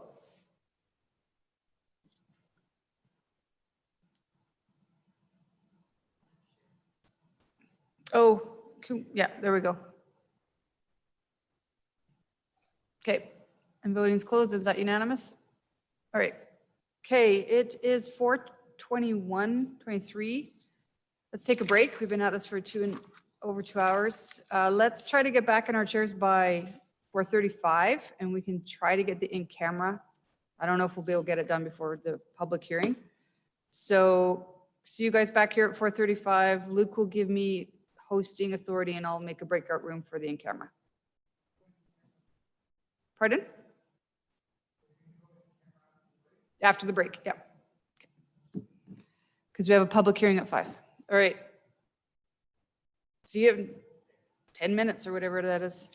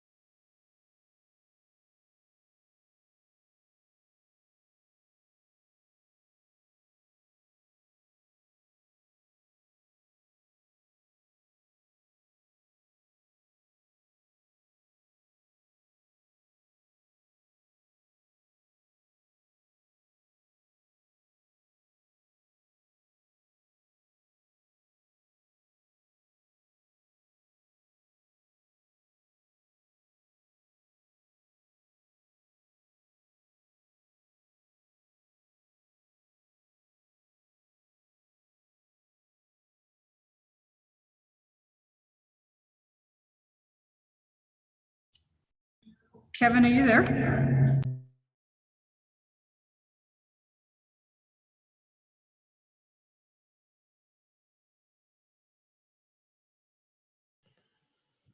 I was just talking to him on the phone, so he had to step out for a minute, so probably right back. Okay. Kevin, I just want to know who do you want for item 13.2, the land matter, in camera? Yeah. So I can So make a that break would- room. Yeah, so that would be Lori, Okay. Adrian, Christina. I'd probably have David in there if he's available, myself and Kevin. Okay, thanks. The K and K team, Yeah, K squared. some days.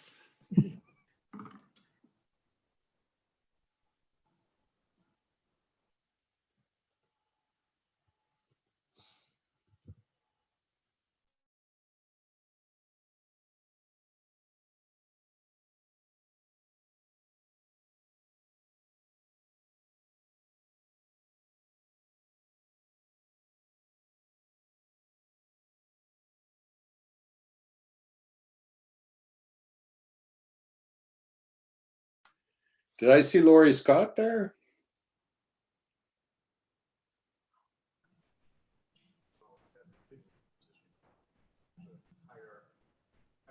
Hey, Lori. I was just going to say, I had that. You remember when we were golfing in the monsoon? Yeah.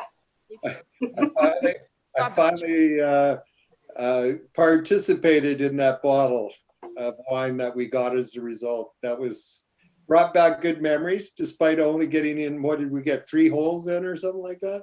I don't even, yeah, I think it was only almost, did we even get that far? I'm not sure.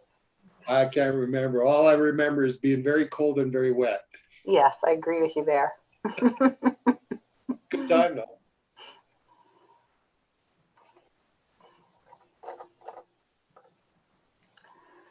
All right, 1 minute, everyone.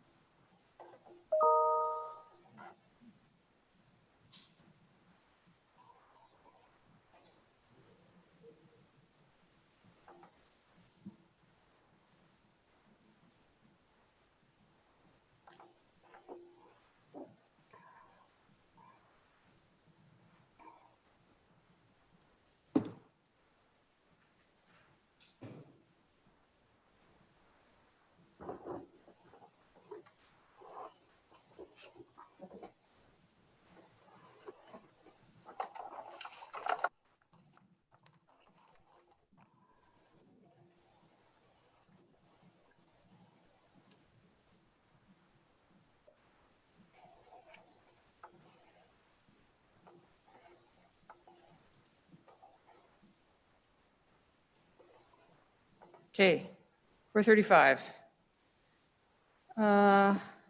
We're back.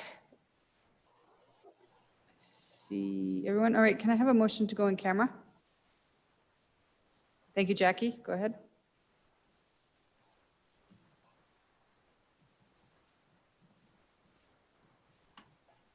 Sorry, Mayor, I'm gonna have to find it on my, here it is, Lent, there it is. That council move in camera to discuss a matter pursuant to section 24(1)A of the Freedom of Information and Protection of Privacy Act. Advice, proposals, recommendations, analysis, or policy options developed by or for council. And we don't do number 2, right? We do it later. Oh, do it later. Okay, call for the vote.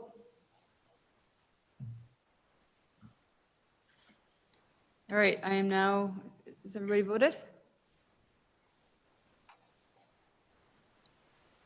Carried unanimously?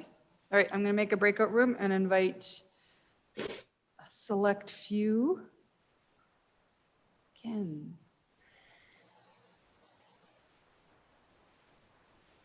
Jackie. Sheena.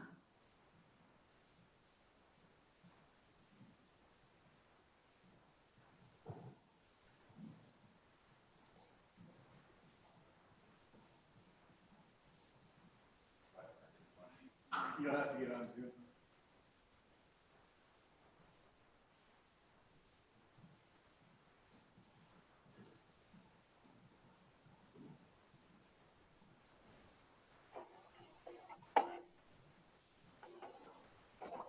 And I see Carrie. Oh, there he is. Okay. All right, I think I've got everyone. I have to open all the rooms. Okay.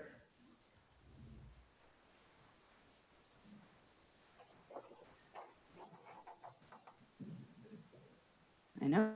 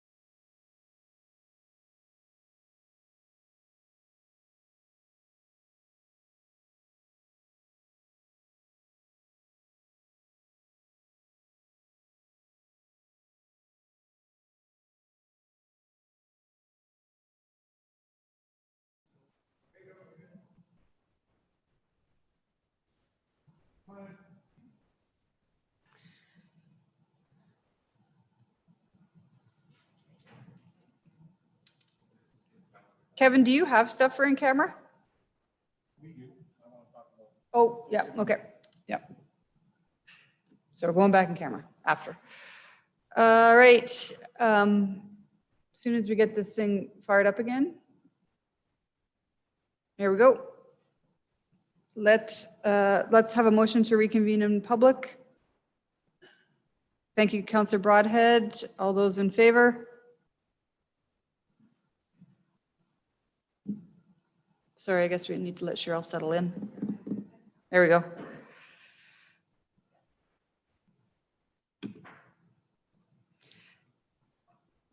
Councillor Watkins? Okay.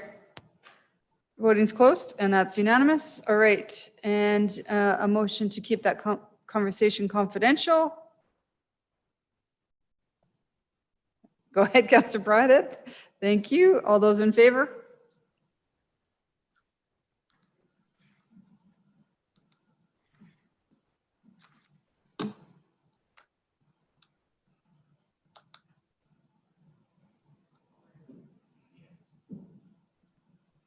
And Renee, you want me to pass the host back to you? Absolutely not. I like the power. I'm teasing you. I just have to figure out how.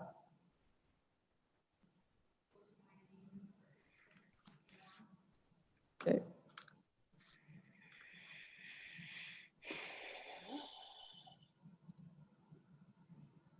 Okay, hold on. I can't find you. Find. I want to just go find.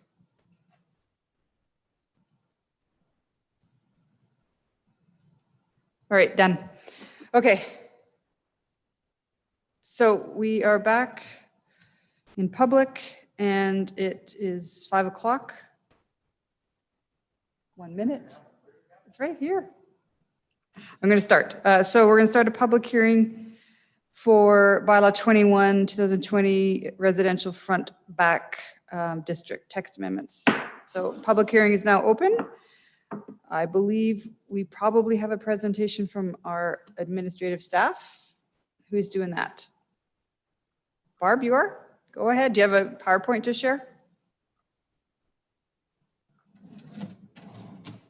Sorry. Yes, I do. Just give me 1 second.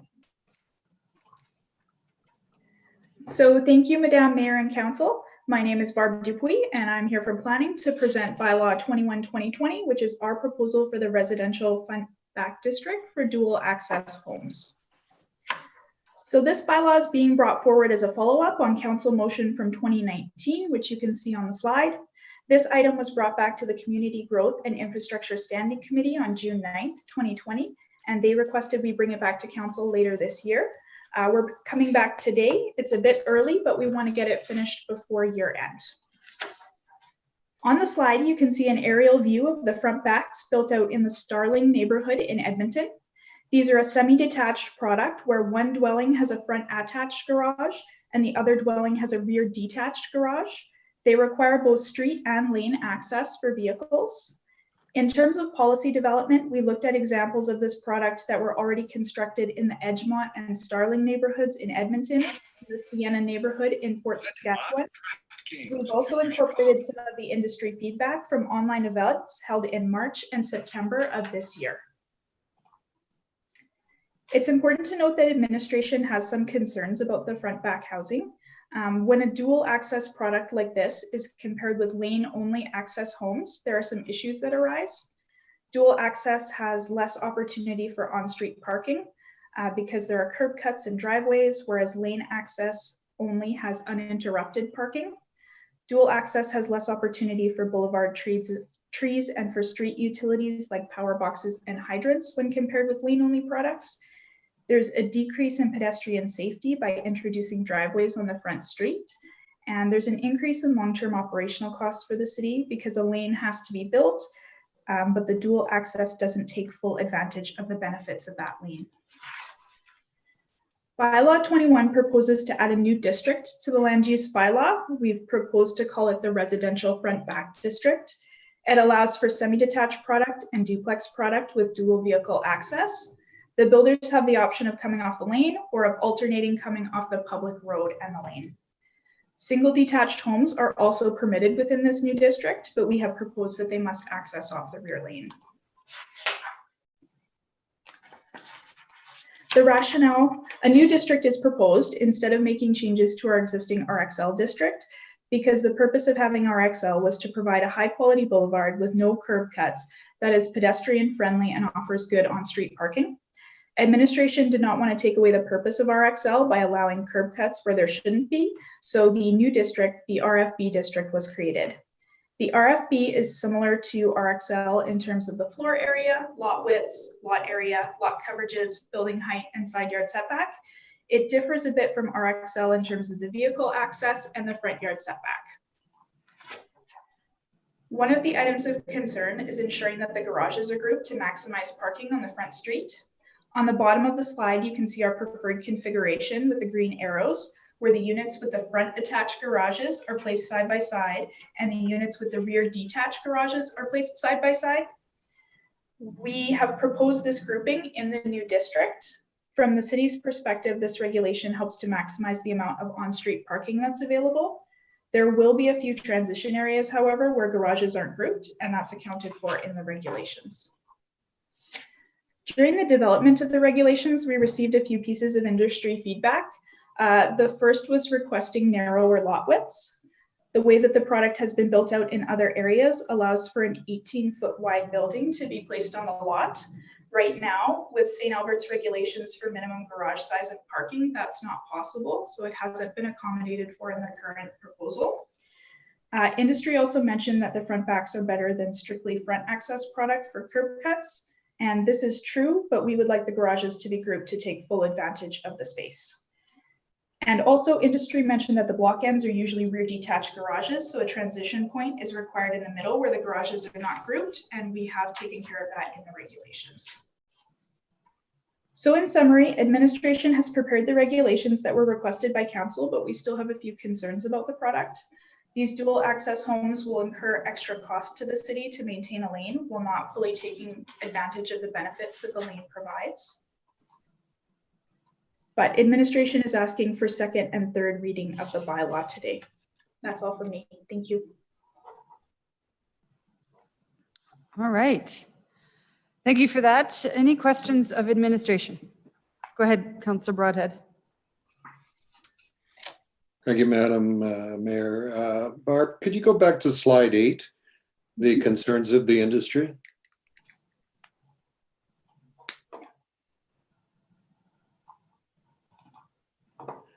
So my question is, are any of these sort of showstoppers, or are these things that we can work through with them to make this a reality? So we have accommodated the last one when they mentioned it to us. There is opportunity for there to be a transition point. So we have that taken care of. In terms of the front backs being better than strictly front access products, that's true. So there's nothing we really have to do. In terms of the requesting narrower lot widths, however, that one is going to be a bit of an issue. Right now, our land use bylaw requires that a garage have a minimum interior dimension for a double car garage of 5.8 meters, and having an 18-foot garage isn't accommodated with that. And if we try and change those regulations, it changes it for every single product, not just this product.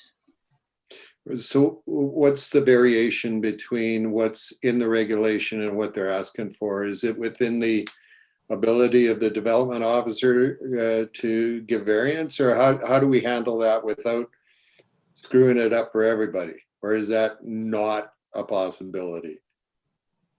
I don't think it would be, because when the subdivision plan would come in and we would do a lot check, we would see that the lots are too narrow, if that makes sense. Yeah, okay. So would this be a showstopper then for the development industry? I can address that if you don't mind, Councillor Broadhead. At this stage, I think the showstopper for the industry is to enable the product, not necessarily get into the narrower lots. But that's just an opinion. I think, as Barb is trying to explain, the issue is with us going and looking at reducing the width to enable the 18-foot product. It actually requires a substantive change to our entire land use bylaw.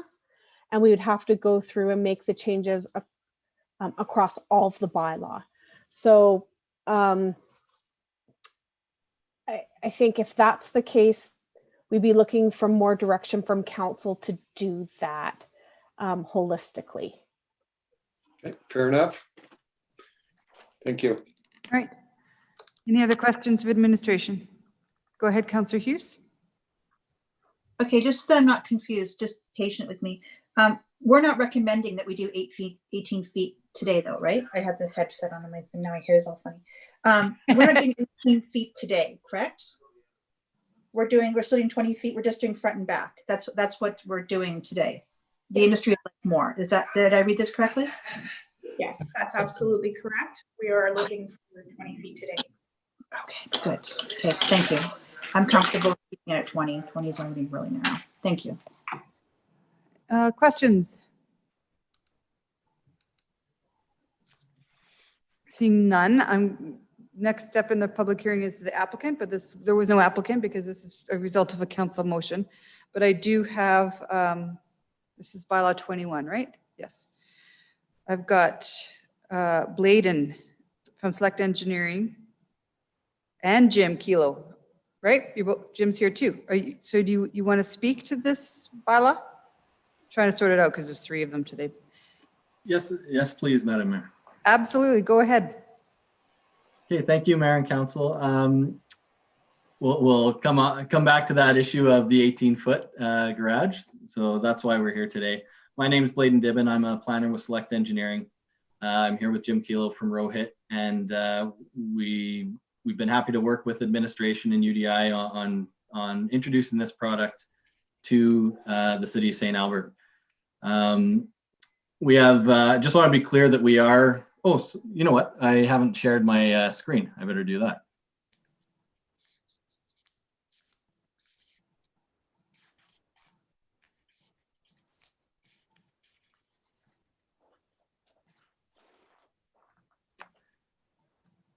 Can you see the screen there with? Yes, we can. Yep. Yeah, I just want to be clear that we are, Rohit is in support of this bylaw going forward today with the 20-foot, but we just wanted to bring up, you know, the ask for the 18-foot minimum. First of all, Rohit has been successful in bringing this product into other communities and building this product throughout the region. Some of the benefits are, it looks like a single family house. If you're driving down the street, it looks like a single family house with a garage on one side and then a front veranda and front door with windows on the other side. So it mixes really well with other single family product on the same street, although you're including semi-detached on one side of the street perhaps, and then a single family on the other. They look very similar. The garage in the back off the lane on one side does allow for additional front landscaping, again adding to that streetscape. And it also allows for a diversity of housing products on the same street. Some people would prefer to have a front attached garage with the driveway. Some people prefer to have that front veranda and with a rear detached garage and at the back. So it addresses 2 market needs on the same street. The popular combination that Rohit's been building is 18-foot and 22-foot pairs. So you'd have 22-foot with the front attached garage and 18-foot on the rear. So this is just a plan view of those product.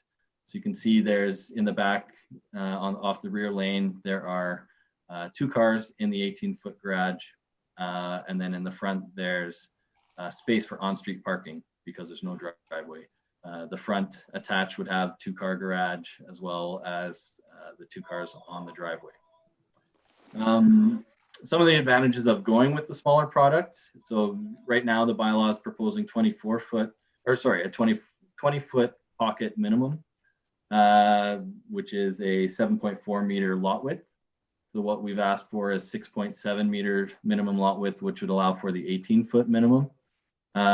This would be about a $10,000 savings, just based on the width of the lot per unit. So it's a significant savings, making it a more affordable product without sacrificing livability of the unit. This also increases the density along the street, so it's about a 10% increase in the density, taking that 2 feet off of the building pocket. That helps address the EMRB requirements for density. And it also introduces the ability to add more units on a street to pay for roads, pay for maintenance. It's more tax dollars, so benefits that way. So as I said, the current bylaw is, the real restriction, as Barb had mentioned, is the 18-foot garage. So currently the bylaw says a minimum 5.8 meters interior garage width is required, which is a 19-foot space, requiring a 20-foot garage. The 18-foot does fit 2 cars. Obviously it's a little bit tighter than the 20-foot, but definitely it's marketed as a 2-car garage in other municipalities by the builders, and you can fit two cars in there. So this one thing about this is the 18-foot townhouse is available within St. Albert. So the bylaw allows an 18-foot townhouse. It still has the requirement of 2 vehicle spaces. So the only option for an 18-foot townhouse would be to have them in tandem. So you'd have a garage either built in tandem, so a really long garage, or you'd have a garage and then a 6-meter driveway. So it's 12 meters into your lot. So it really reduces the amount you have available for a rear yard when you go to that tandem sort of parking. Even though the 18-foot, as I said before, does allow space for 2 cars. It's not a lot of space for storage and other things people like to do in their garage, but if it's just for parking vehicles, you can do that. Just to further illustrate that is the minimum parking stall width in St. Albert is 2.6 meters. So times that by 2, that's 5.2 meters. As we said, in a 18-foot garage, you have 5.5 meters width. So there is a little bit extra than what you would have in a parking lot situation. And the other advantage, and I'll just go back up here, is when you have the rear yard or the rear garage, there's more parking available on the street. So your overall parking is accounted for without having that on-site extra driveway. And that's our presentation. And as I said, Jim Kilo's here as well for questions. So please let me know if you have any. Sure. So Jim, you didn't have a separate presentation? That's right, Mayor Herron. I was registered just to answer questions. Okay, awesome. All right, can you maybe unshare the screen, Bladen? Yep. And then because then I can see you. Councillor Mackay has a question to start us off. Thank you for your presentation, Mr. Dibben.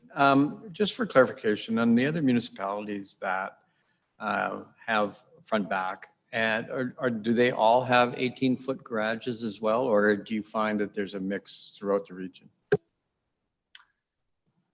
I haven't run into an issue with not having an 18-foot garage. I know 18-foot, the product width of 18-foot is allowed in other municipalities. And I know like especially Edmonton, the one plan I showed was Edmonton, and it has 1822 paired duplex, which is the most common pairing there. So I know Strathcona is another one that it does allow an 18-foot wide duplex. So are these, when you're looking at this product, are these primarily duplexes, or I thought are they also just single detached homes as well? The front back would just be duplex. Yeah, I think the bylaw allows for single detached just in the case that the number of lots along the block ends up in an odd number, and that way you don't have just extra space sitting there, so you could still, without having to rezone or something, I believe that's the reason for including the single detached in that. All right, I might have to come back to administration for clarification in relation to that. So, all right, I mean, so in some of the smaller municipalities, maybe Jim, you know this, so in Fort Saskatchewan or maybe perhaps Spruce Grove, do they have 18-foot garages? I'm not, Councilor Mackay, I'm not aware of, of those two municipalities, but we've been building them with quite a high level of success in Edmonton, and we're doing an 18-foot, 22-foot pairing in Strathcona County as well. And there aren't any conflicts with the parking regulations or the garage width. Thank you. Go ahead, Councillor Hughes. Thank you. When you said that the garage at 18 feet is 5.5 meters, is that the door opening or wall to wall? That is wall to wall. So the two walls are about a foot off of that, so 15 centimeters. So, okay, so how many meters would it be if we go from the door opening then when you're doing an 18-foot garage? I believe the door opening is 16 feet. So you go in the door and, you know, angle over so that you have, well, you still need your room to open the door. So yeah, you go straight in. Okay, so it's actually smaller than 2 parking stalls to actually get in and out then, because you're at 5.2 meters for 2 parking stalls. But what really matters is whether or not you're going to take out your side mirror when you're trying to get in and out of the garage. So the actual size then you have is smaller than 2 parking stalls. Yeah, I guess it would depend. Well, the floor space is bigger, but yeah, I understand what you're saying. Getting into the door is where it would be a tight squeeze, but I know these are used throughout Edmonton for sure, and with 2 cars in them. What kind of cars would fit in there then? Well, it'd be I would think probably if you have a truck, you wouldn't do that. I have a truck and I don't park it in my 20-foot garage either, but so it would depend on the car, I guess. I don't know. I'm trying to figure out, like, would on average, like, would 2 Camrys fit in there, for example, like side by side? I would say yes. Yeah, on that. I mean, in a parking lot at that 2.6 meter width, there's minivans, there's trucks as well, but all sorts of cars fit in that. But this is smaller than that though, because it's at 5.2, you said is I'm just going to do some math here. You said 5.2 was the parking lot width, and we're looking at 16 feet, which is not 5.2. Well, 16 feet is the door, right? So then that's my real catch in and out, is you have to be able to fit it in and out of the door. I don't care it's on the side. I can't put it in the car if I can't get the door. Right. So 16 feet is our usable space to actually drive in and out, plus clearance to get the car door open and closed. Right, on between the two, like on the driver's side on one side, it's going to have to face the passenger on the other. So, okay. I believe you'd angle in over towards the door, and then, I mean, the other option too is, which I've seen, is one car pulls in frontwards, the other car pulls in reverse, and then the driver's side doors are on the same side, so you keep all your space at one area. Okay, thank you. Any more questions? Go ahead, Jackie, and then Wes. I just kind of wanted to go back to affordability, Bladen, and you know, who's snapping up the houses?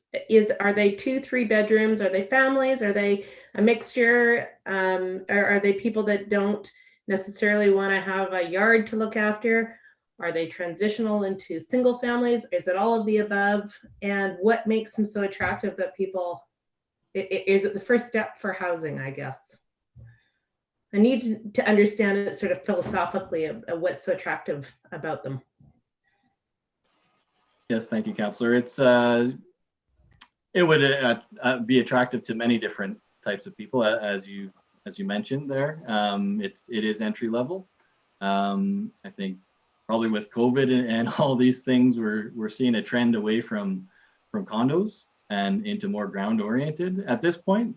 Not that that's a long-term trend, who knows, but Definitely some people have moved out of their condos trying to get into an entry level. So the 18-foot does get them a little bit closer to that ground-oriented product at an entry level. But as you said, it could be for all different types of lifestyles, families, couples, single people, single parent households. Yeah, all different walks of life. I don't know what the actual sales, Jim, I don't know if you have that information. I was just going to add that the 18-foot pocket does come in a 3-bedroom configuration. And I think they've been well received by the market because you're living in a duplex, but it doesn't really look like a duplex. And like Bladen had touched on, there's a preference. Some people like the front attached garage, others less shoveling to go with the rear detached garage. I don't know my my visuals very well, but if you were to take one of the old houses, say in Lacombe Park, that have a single driveway, they're usually narrow and they end up going to a detached garage. I'm thinking of La Rose Drive in particular, but how wide, do you guys know how wide those driveways are? About? Does anybody know what I'm talking about? I think, well, I don't know the specific ones, but a single car driveway is usually around 4 meters in width, and then the doubles are 5.5 to 6. Okay. I think your land use bylaw requires at least 3 meters from the side of the house to the property line to build a detached garage in the backyard. Okay. Thank you. That's all I have. Councillor Broadhead?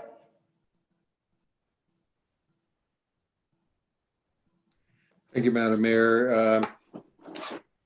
So what's before us tonight, gentlemen, is not your 18-foot pocket, but I suspect you'll be coming back for to present that formally to council. Is that what's happening? Well, I believe, yeah, we're not proposing you change it tonight. We'd really like to see this go ahead as is, unless you were willing to change it. But I think process-wise, there's some other changes that would need to happen to the bylaw. But I believe administration's also been looking into the parking regulations and is going to be presenting to you at a future date. So we wait to hear that and see that presentation. Okay, thanks. Madam Mayor, I have a couple of questions for administration, if that's okay. Yeah, when we get, when we're exhausted with the public part of this. Okay. Any more questions for either Jim or Bladen? All right, seeing none, thank you guys for joining us. I'm sure you're gonna stick around and watch the end. Okay, Wes, why don't you go to administration? All right. Thank you, Madam Mayor. You say in the report that it's not recommended for infill. That's not before us tonight, is it? If we approve this, does it automatically approve it for an infill product then too?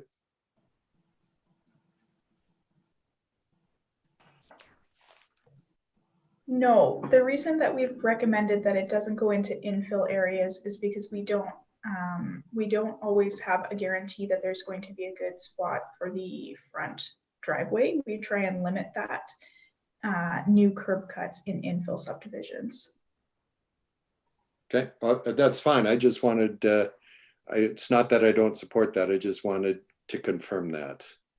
The second thing is that, so this is RXL, new land use by product district. RXL is what you, did I read that right? This gives a new district? No, Councillor Broadhead, this is a different district than RXL. This is a completely separate district. Barb, did you want to explain a little bit more? Oh, this is RFB, sorry, right? Yeah. Yep. Okay, I read it wrong. Okay, so this is RFB. How much of a ASP is allowed for this type of product? Are there proportions, or can 400 acres be RFB? We haven't imposed any limitations, no, on the amount of RFB that can be put in place. And because this is a semi-detached product, it wouldn't fall under the lot width distribution. So there are no restrictions to the best of my knowledge. There are restrictions regarding placement, however, of this product. You need to have, it would be one side of the street would enable this product and the other side of the street would have to have parking enabled along the entire length of it. And we Barb, still is that have the lot correct? mix ratio too, don't we? So I'm just going to clarify, no, the lot mix ratio only applies to single detached dwellings, and these are semi-detached. Okay. Okay. Apply to that. And in terms of the restriction, that was for the 0 lot line. Sorry, yeah. I gotta tell you, ladies, I thought, well, we should be allowing these front rears in infill. And I thought, I'm gonna go look on Google, and I pulled up a satellite image to see what the driveways would look like on some of the few streets that we already have back lanes. So I was looking in Mission. I couldn't see it because of the tree canopy. So I'm not even gonna go there. But yeah, I could see the damage to the tree canopy could be something to consider as well. So I'm not gonna force it in infill areas. Any other questions? Seeing none. Oh, go ahead. I'm just going to ask my follow-up Oh, sorry, I'm question. not looking here. Yeah. I apologize. I'll be really quick. Just for clarification, because when I asked the question of Mr. Dibben, it was remote. Where he's seen it most is around duplex. We're talking, and you just mentioned it again, Deb, where we're talking about potentially single detached, but where you can't have a combined product. Did I hear you correctly? You can't have both duplexes and single detached in the same street? Or could you have, at the end of the street, you could actually have a duplex product, but have the rest infill? Or you know what I mean, regular housing. So in terms of if all of a block was zoned to this new RFB district, yes, you could have a mix. You could have the semi-detached product. You could have a single detached product within the zone as well. It's just that that single detached would have to access off the lane, whereas the semi-detached or the duplex product would be able to have the front and back dual access for the units. Yeah, thank you for the clarification. Thanks. I appreciate that. All right. Questions? All right. I need a motion to close the public hearing. Okay. Go ahead, Councillor Mackay. That public hearing on bylaw 21/2020 be closed. Thank you. Call for the vote.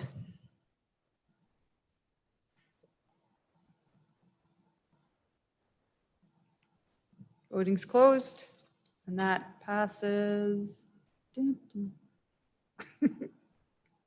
unanimously. Excuse me. And I see Councillor Watkins has had his request to motion button pushed for quite a while. So are you ready to go with this one? I don't even know how I pushed that one. Okay, that bylaw 21/2020 being amendment 170 to the land use bylaw be read a second time. Thank you for that. Accept your motion. Any comments? No, I think this is a good bylaw. Administration has worked closely with industry to come up with a bylaw that's acceptable to all involved. This provides another, housing option for existing and new citizens to the city of St. Albert, and it speaks directly to affordability by providing a housing option which is basically more affordable than single-family housing. However, it still looks like a single-family house, so I think it's a win for everybody. Any other members of council want to comment? Seeing none, I will just add that I think the fact that most of us did the tour that CHBA and UDI took us on, and we actually got to see this product. And so I think it made it much easier to actually be able to have walked through this and seen it, that it exists, that it was a nice looking product, and people, if it's marketable, then it will be built. And Councillor Broad had asked the question, could we have it everywhere? And if everyone wants it, then that's what happens. It's on the demand of the market, but I don't see everyone wanting it. I think this is just another tool in our diversity of building types mix. So, Councillor Watkins, anything to close? Nothing, Madam Mayor. All right, call for the vote on reading number 2.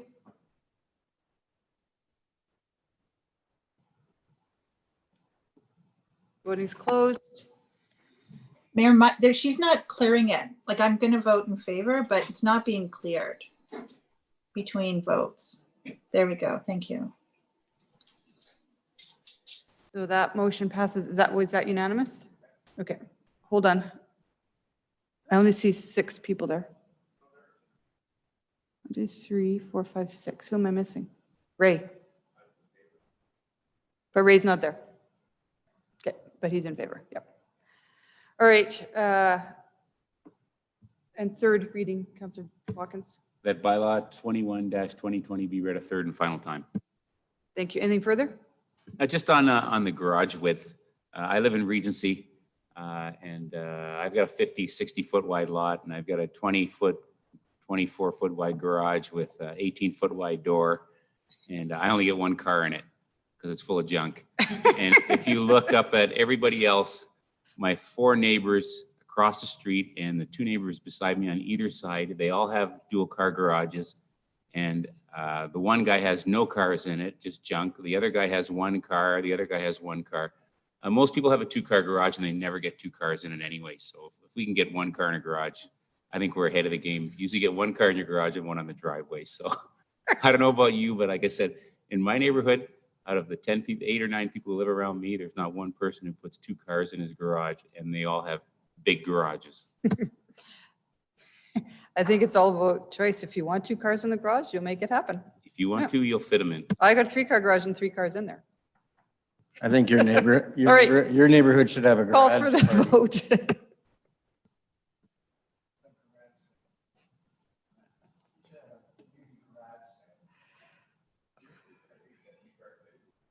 Voting's closed and that passes unanimously. Thank you, and Ray's on that one. All right, moving on to public hearing on bylaw 33, which is the 0 lot lines. I will now declare the public hearing open. Presentation from administration. Who's doing this one? Barbie, you doing this one again? You bet. Okay.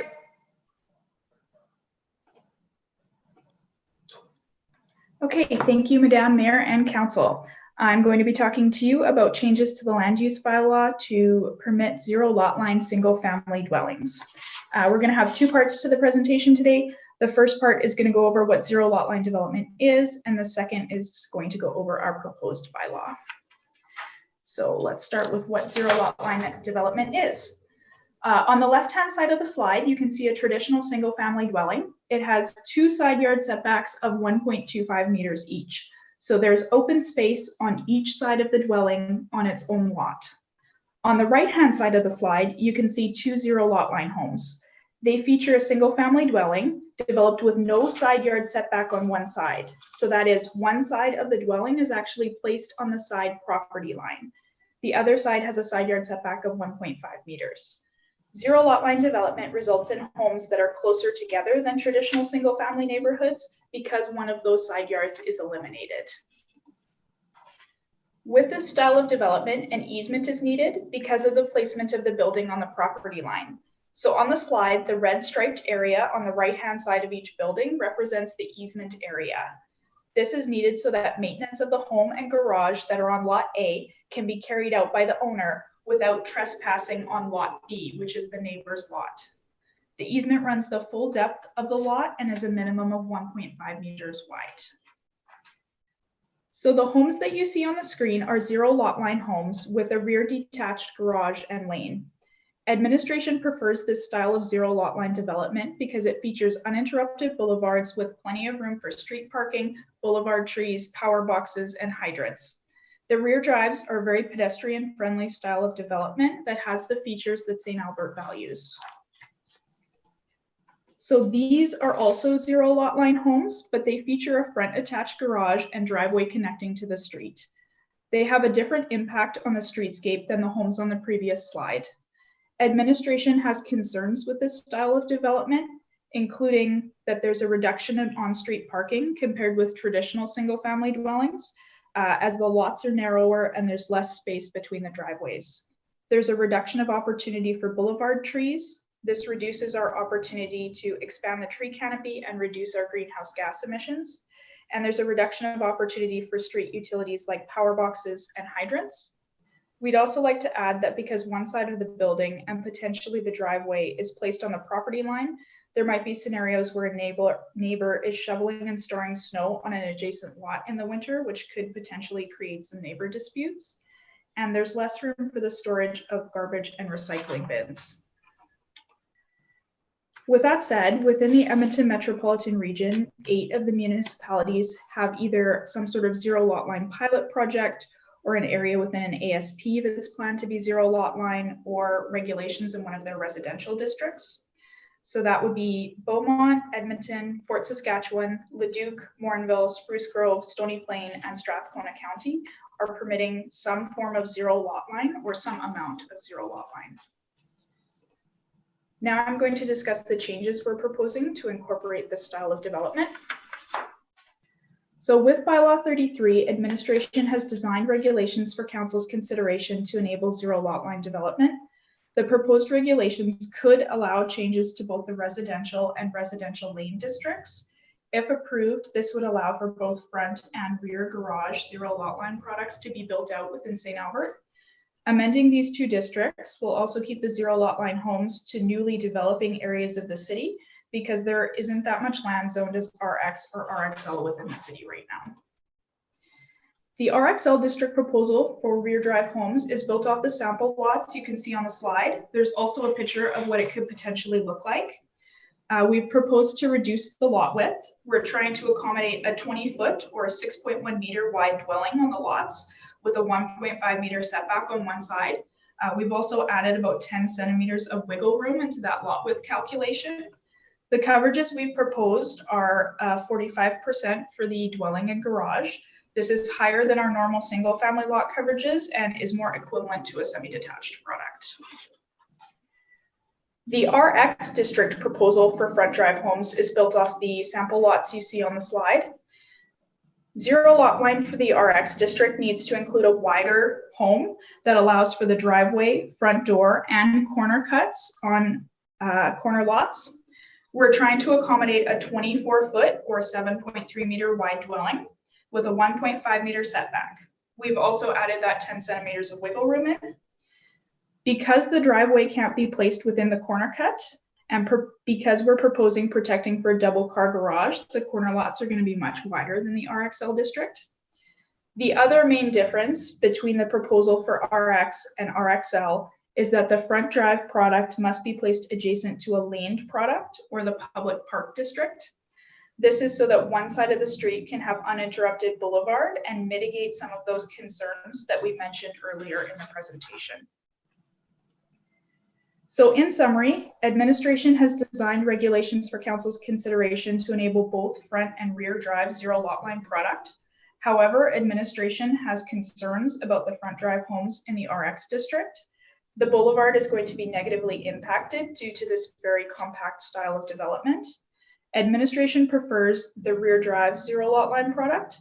Approval of that product with changes to the RXL district would provide St. Albert with an uninterrupted boulevard with plenty of room for parking, boulevard trees, power boxes, and hydrants, while still enabling a more compact form of development.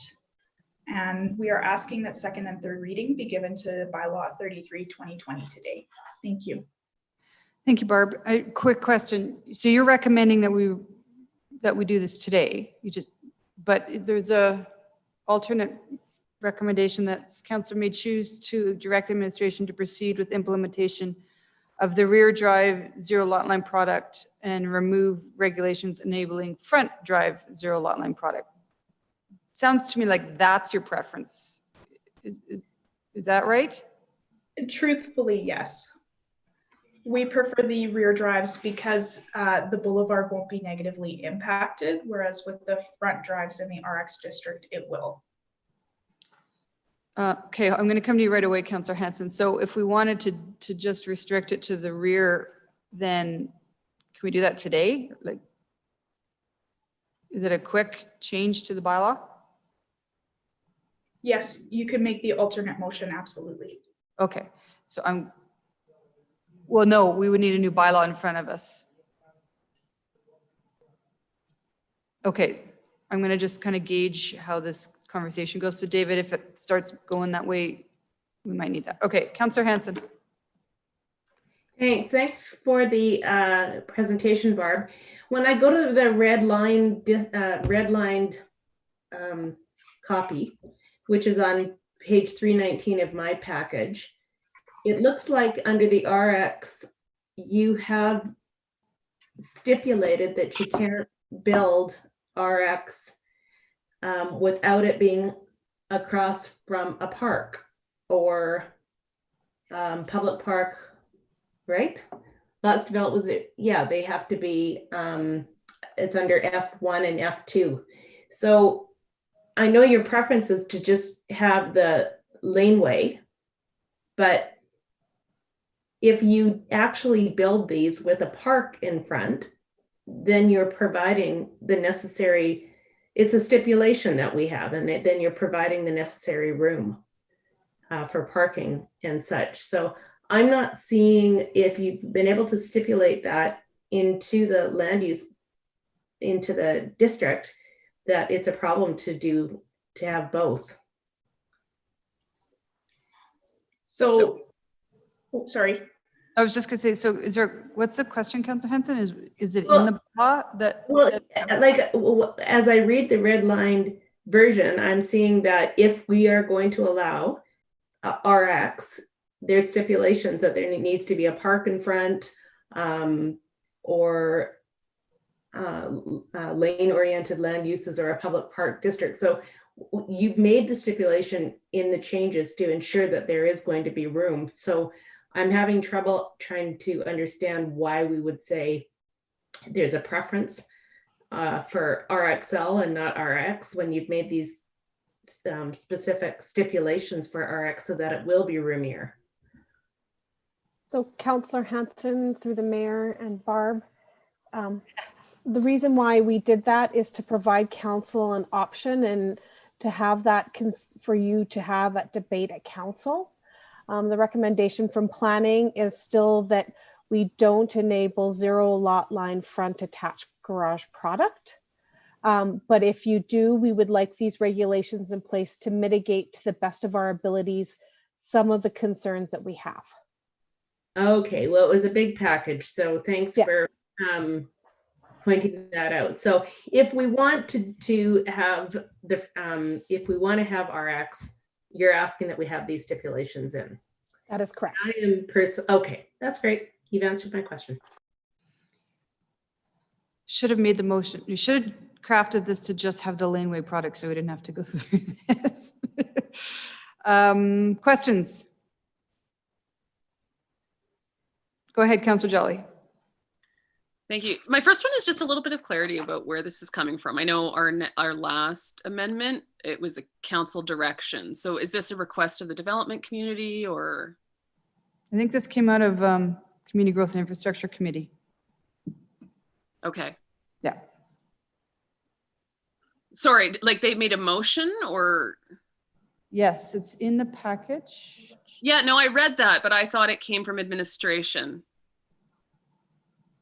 Yeah, we just said that we do investigate new housing types, and this is the one they brought forward. Okay, I understand. And was there any stakeholder feedback kind of outside of kind of the development community? No, at this point in time, the main stakeholders that we've consulted have been the development community. Okay. And for the reduced opportunities for trees along boulevards, that's only happening in the front garages, is that right? Yes, that's correct. Okay, thank you. So I understand there's kind of increased costs for snow clearing potentially. Again, is that just for the front garages?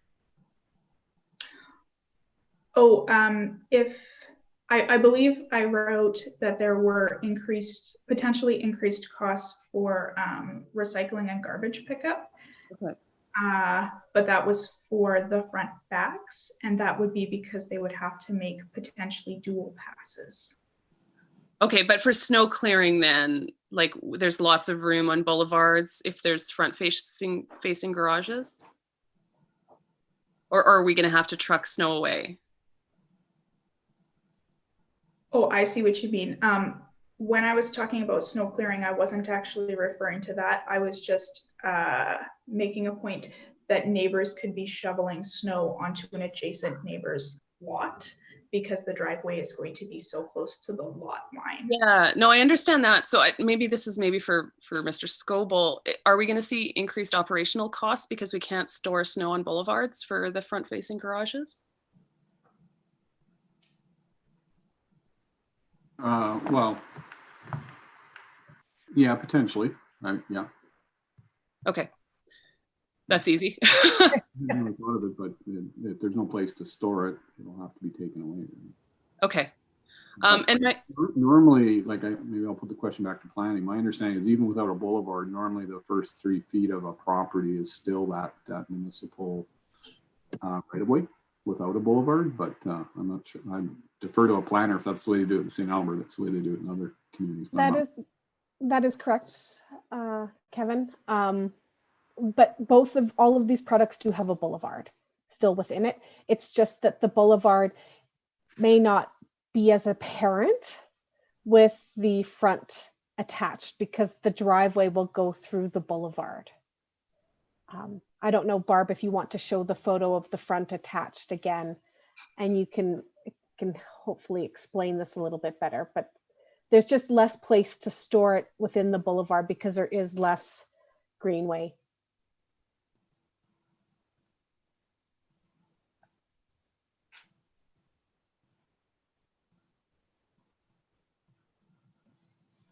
So I guess this is one of the examples that Barb has.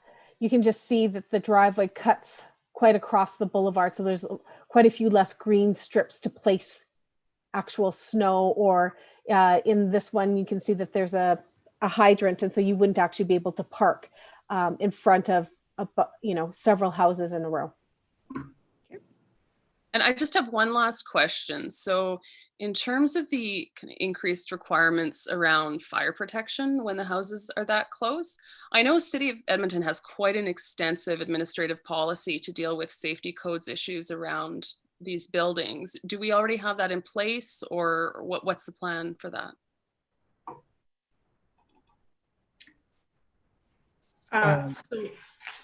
Sorry. Do you want to take that, Barb, or do you want me to speak to it? Either or. I can give a brief overview and you Go ahead, Barb. Sure. So there are higher building code requirements because the houses are so close together. Sorry, just give me 1 second. Basically, what's going to happen is the soffits can't be vented.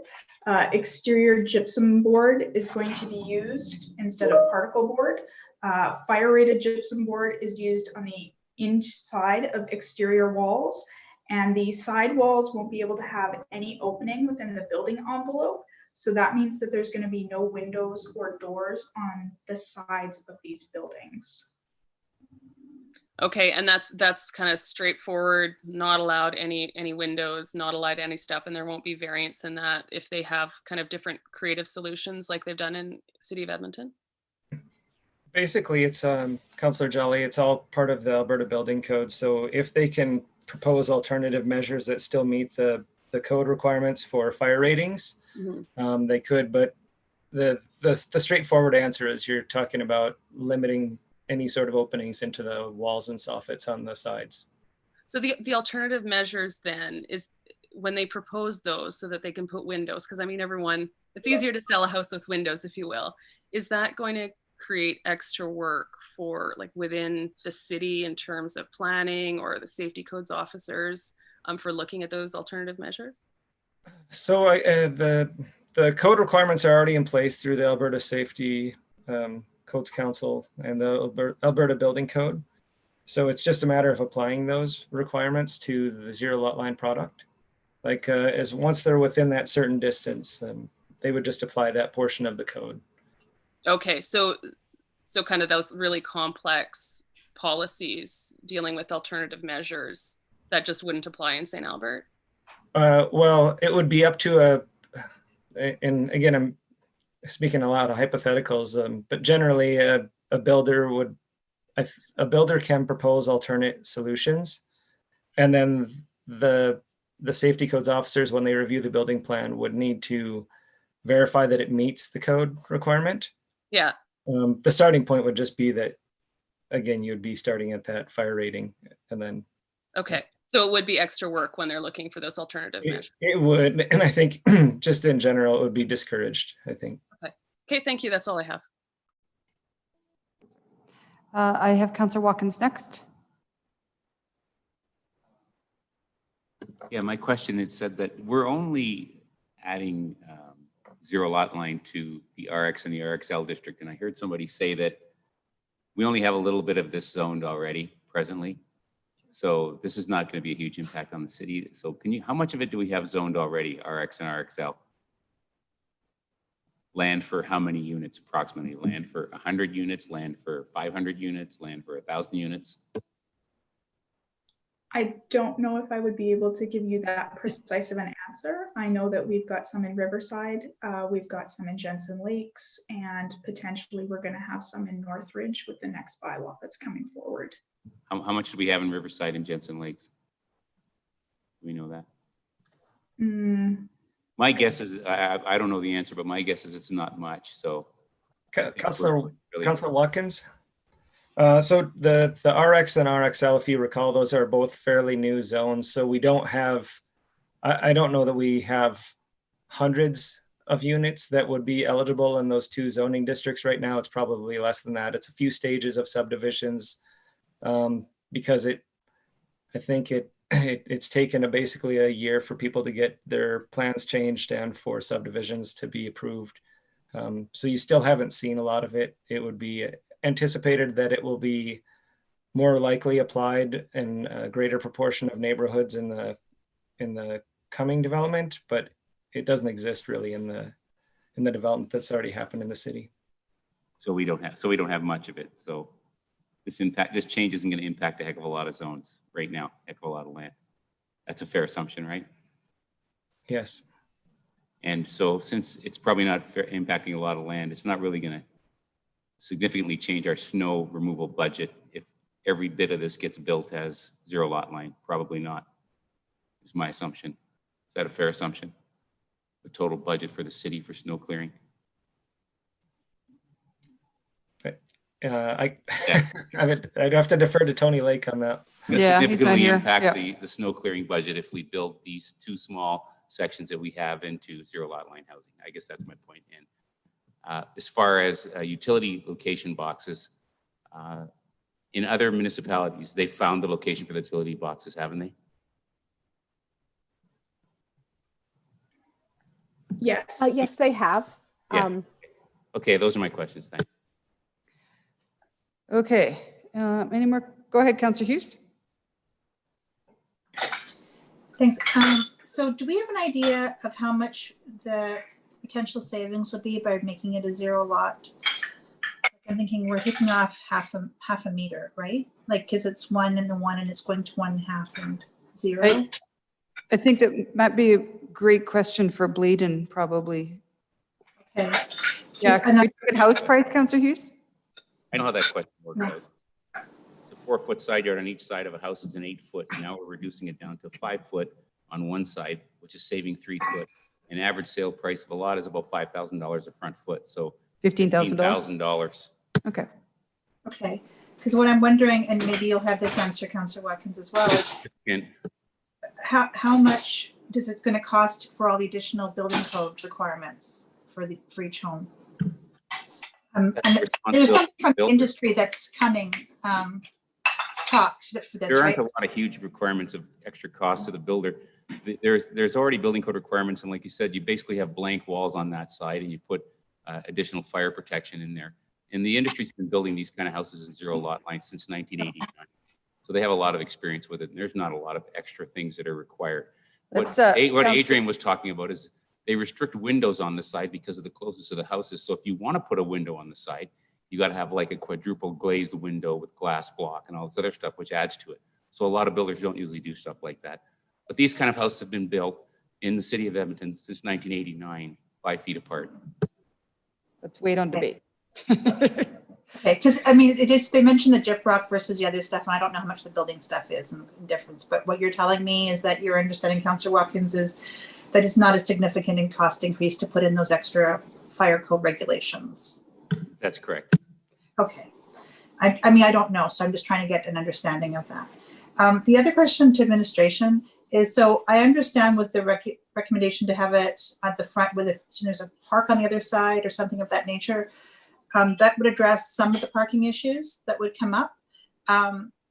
But what issues, when I look at the issues that will not be addressed, is that there basically won't be any trees on that side of the street. And there could be issues with snow removal from people trying to get that done. Is there anything else that would also be affected by allowing the front facing?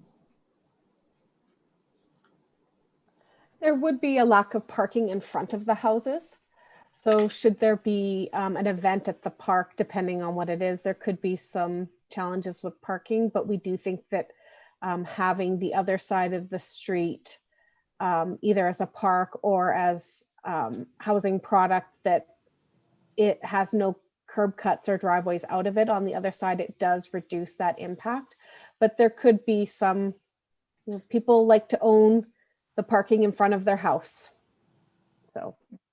Yeah, I know that there's been a lot of parking issues in Edmonton when they've got to this high level of density. There just has been parking issues all over for the people in those homes years permanently. Okay, that was all my questions. Thank you. Any more questions of administration? Okay, go ahead, Councillor Hanson. So I just want to clarify that admin would like us to, in a perfect world, move alternative 1. Would that be correct? It's not really a motion though. So if that's what you're thinking of doing, Councillor Hanson, we're going to need to get Mr. LaFleur. That the alternative 1 is actually not a motion. No, I know, but I guess, okay, forget the process, but just how it's written, that would be the idea that admin would rather not. Question, if administration wanted us to approve alternative 1, why didn't they put that as the recommendation? Like they didn't. Well, that's why. Words in the mouth. Actually, we're not putting words in their mouth, Councillor Watkins. I asked them and they said that, and I said we should have had that as a recommendation and they agreed. Well, they should have had their recommendation and not as an alternative. And they agreed. That's what they wanted to do. Yeah, they agreed that that's not what was. That's why I was asking why it was in there. So I'm not going to change anything. You're not going to change anything? No. I'm not. Okay. Any more questions of council? Councillor Jolly. So process-wise, if Councillor Hanson moves kind of the motion as presented, would the process to change that to just the rear garages be to do that as an amendment on second reading?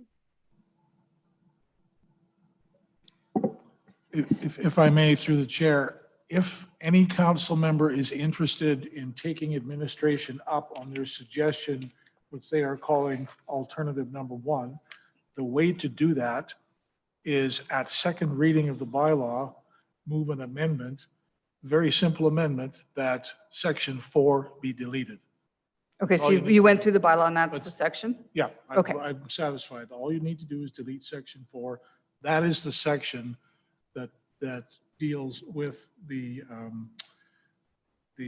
enabling of frontline zero lot product. So if you take out section 4, you don't put in a new section 8.35 to the bylaw, you stick with the one you've got now, and therefore the only place you're allowing zero lot line product is in the rear.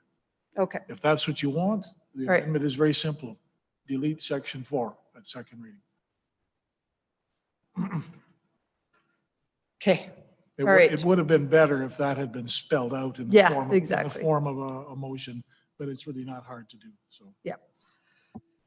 All right, I'm going to actually now go to the public. I do have 2 registered speakers on bylaw 33. I've got Courtney Jensen, representing Urban Development Institute. And then I've got Bladen Dibben again from Select Engineering. So Courtney, Quartz iPhone. Yep, that's me. Go ahead, you have 5 minutes. Okay. Hello, Mayor and Council. My name is Courtney Jensen, and I'm here speaking in support of the proposed land use bylaw changes as the chair of the Urban Development Institute St. Albert Committee. The changes being suggested are to provide new housing products that have already been proven to work and be in high demand in the Edmonton region over the last 10 years. As a development industry, we are very supportive of these products being brought into St. Albert. Our builder customers have had great success with them in the region and expect to have similar success here. Sorry, Barb, if you could go to the next slide. We hope Council will vote to move forward with these changes today, as they are essential to our success in meeting a number of goals identified in the soon-to-be adopted Municipal Development Plan.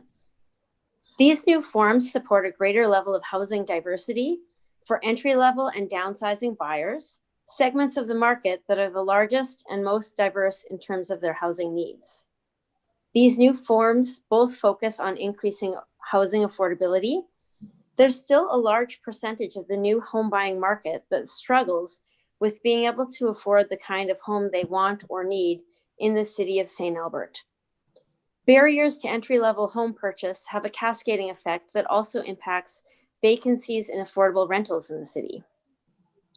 These new forms, most of all, are needed if our industry has any hope of meeting the density requirements in a way that still allows for single-family homes to be a meaningful segment of the St. Albert new home market. With the status quo, to get to 40 units per hectare average density in a community, developers will have to reduce single-family homes to a significantly smaller percentage of the low-density development, with the rest all being taken up by duplexes.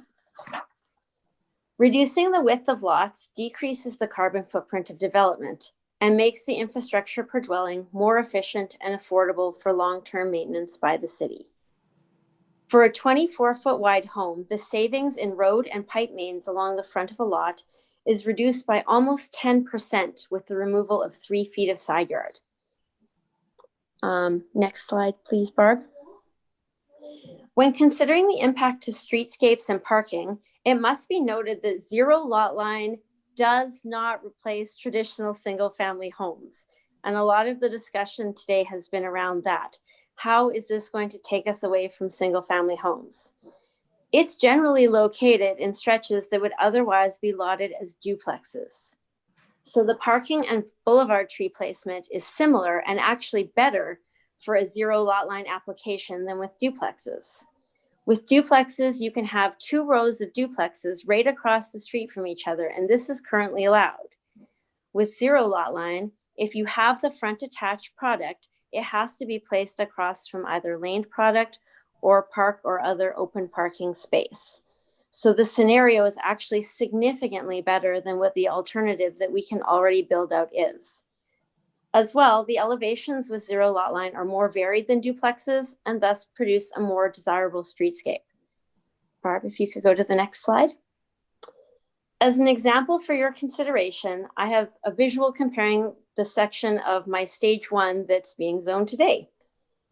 I showed it so you could see exactly what this would look like as an application that's really before you in real time. On the right-hand side, I assume you see it the same way that I do. It shows how I would lot that section as duplexes. And then to the left, it shows how I would lot that same street if I were able to do zero lot line front attached. As you can see, the space between driveways is actually a little bit larger than what it would be if I lotted these as duplexes. So whenever you're taking a look at zero lot line versus duplexes, I think it's important to remember that when it comes to snow storage, boulevard trees, and street furniture, you already allow a streetscape with this kind of spacing and these kind of constraints. And if zero lot line is not permitted, the duplexes is what will build out in these stretches as opposed to, traditional single family homes. The development industry works hard to provide vibrant and inclusive communities across the region for people to call home. We are seeing unprecedented levels of change in our industry with EMRB, legislative changes at the provincial and municipal levels, new MDPs being adopted across the region, and the need to balance goals such as affordability, environmental impact, and changing wants and needs of our customer base. We appreciate today that the city is working with us as partners to enable these tools that we need to achieve common goals. I'm here and available to respond to any questions council may have, and I think I have a little bit of time, so maybe I'll address a couple of the first ones. Actually, your time just ran out, Courtney. Oh, okay, Yeah. not a problem. I was going to say, wow, that was really good until you said, actually, I'll take the extra time. I read it faster in practice, but I'm here for questions. Okay. All this is not a question, but maybe it is. Has the development industry ever thought of like a V-shaped driveway? So it's a single car that cuts the curb and then V's out to be wide in front of the drive. Is that something that's just completely impossible? We do have like narrowed, I'm not sure I'd call them V driveways, but people can do narrower like tapering, or unfortunately what I frequently see is driveways that taper out. But I mean, it depends what's allowed also in the land use bylaw in terms of driveway aprons. Okay. Anyway, but we definitely do see that more of our builders, especially on smaller products, instead of flaring the apron, there are more apron straight cuts. I actually went out and drove around some of my competitor subdivisions in St. Albert the other day, and you can see that in an attempt to make sure that parking is being alleviated as much as possible in terms of concerns, the driveway aprons are flaring less. Almost everybody's doing straight cuts now. Okay. All right, that was kind of an aside. Questions for Courtney? Sorry, I was going to say Courtney or Bladen, but we'll start with Courtney. No questions? Go ahead, Councillor Hughes. Hi, Courtney. Because as you're building right now, I'm just going to ask again about the cost to meet the extra fire code requirements. Like if you're going to save $15,000 on the cost of that when you have to build the house, how much is the net savings still? The net saving actually, to my understanding, and I guess Jim could maybe correct me if I'm incorrect, if he's still on the call, because he builds and I only develop. But I guess some of the conjunctures that were put forward before are correct. It is more expensive to do some of the fire rating. However, it becomes less expensive because we don't put windows on the sides. And I know the question was asked, well, what if people try and do different things to put windows on sides? And my answer is, when you take a look, I actually pulled stats from the city of Edmonton. Single family homes in Edmonton right now, 30% of them are being built as zero lot lines. So this isn't a new product that we're trying out that we don't understand. Our builders are experts in building this product, and they've offset the additional costs of the fire rating with savings through other different design changes. And the savings ends up being fairly realistic, the $15,000 per unit. Okay, so the net is still pretty much the 15,000. My knowledge, it is. Yeah. Well, also, I don't know who wants a window when you're 3 feet away from the person next to you anyway. You just have a very close-up view of another wall, really. Okay, that was it. Thank you. Right, Councillor Jolly. Thank you. I'm not sure if this is to Courtney or Bladen, but when these houses are built in Edmonton, how common is it for those alternative measures to be requested when, say, windows are wanted on the side of a property? Very uncommon. Honestly, our builders generally go with what's approved and what works. Okay, thank you. That's all I have. Okay. Bladen, you're not speaking. You're just here to answer questions. That's correct. Yeah, I'm here on behalf of UDI. Okay, all right. Any more questions? Go ahead, Councillor Mackay. Thanks, Courtney. In your presentation, and particularly the one where you had the graph or the drawing of the comparison between the duplexes and then superimpose that against what you would build as a single detached home. And it came up during some of the question period to administration. And your and now I'm going to take you back on your walkabout through the neighborhood.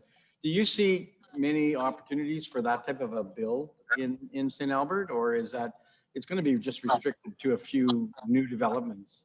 Is that not correct? Or am I? I guess it'll depend what the market demands from us. I mean, if it's widely embraced by the new home buying market, I think we'll see that it will probably cannibalize some of the duplex market. We've definitely seen that in the city to a certain extent, but like I said, it's a product that we're excited to try. It's really very popular throughout the Edmonton region. We assume it will be very popular here as well. And so it's hard to say what percentage you'll see developed out on the lane side and on the front attached side. It can vary between both of those as well. But again, it's something that I do think will be popular as a comparison to a duplex product, because literally when you take a zero lot line, it's a duplex with one half moved over a little bit and the side yard spacing changed. So it's fairly attractive to a new home buyer to be able to get a single family home for a similar price as what they would pay for a duplex. Thank you. Any more questions for Courtney or Bladen? All right, seeing none, I'm going to go let you counselors back at administration. Any more questions for administration? Seeing none, I'm going to ask a member of council to make a motion to close the public hearing. Okay, Councillor Mackay, go ahead. That the public hearing on bylaw 33/2020 be closed. Thank you for that. Call for the vote.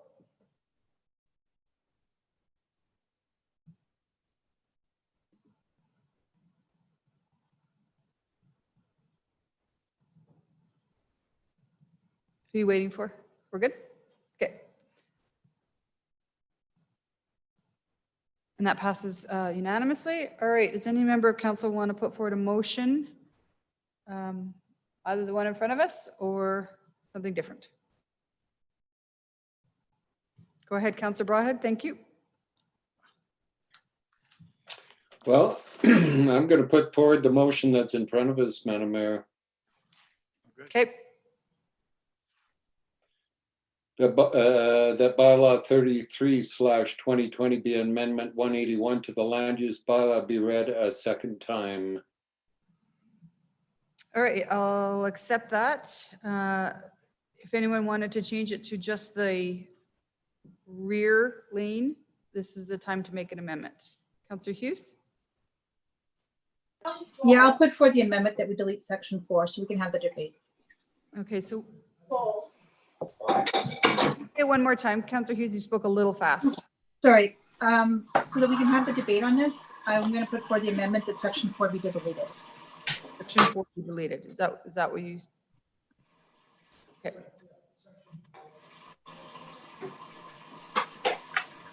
Okay.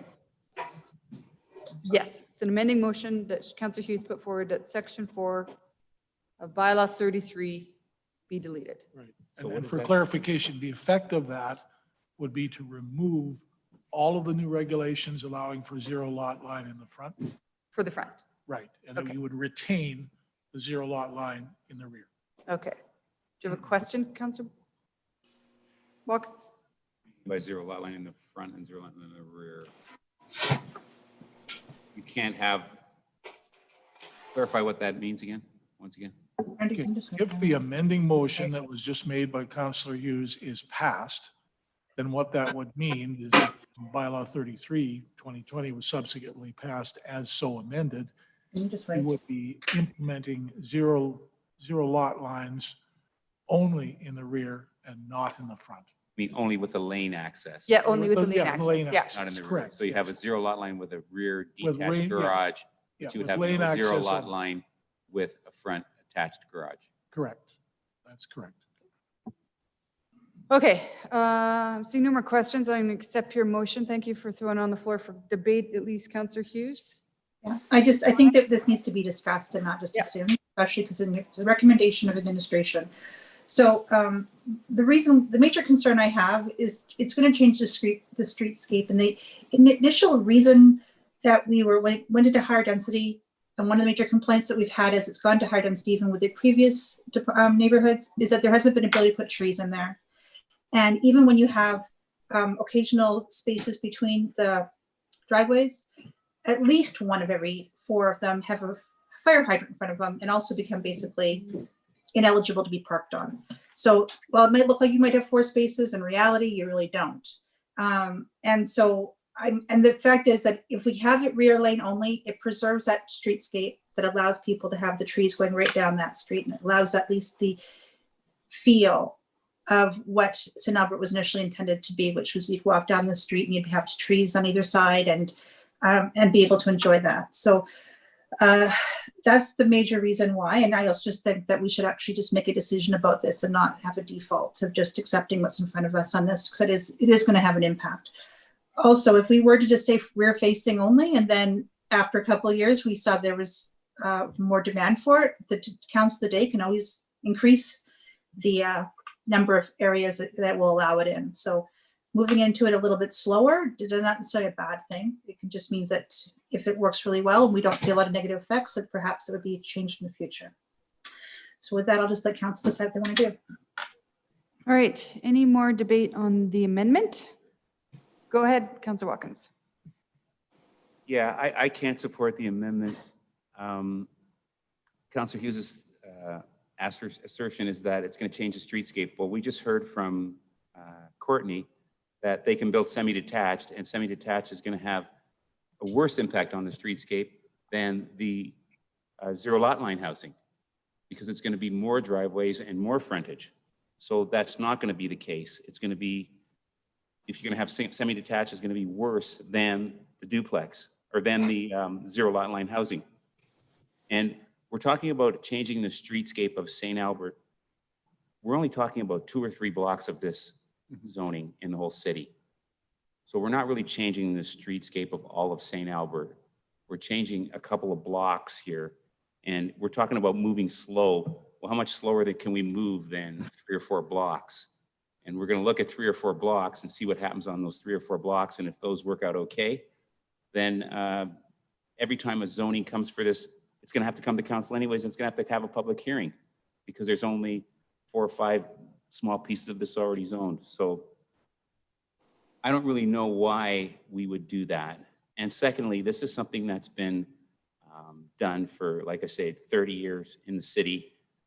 With respect to trees, separate sidewalks are what create boulevards.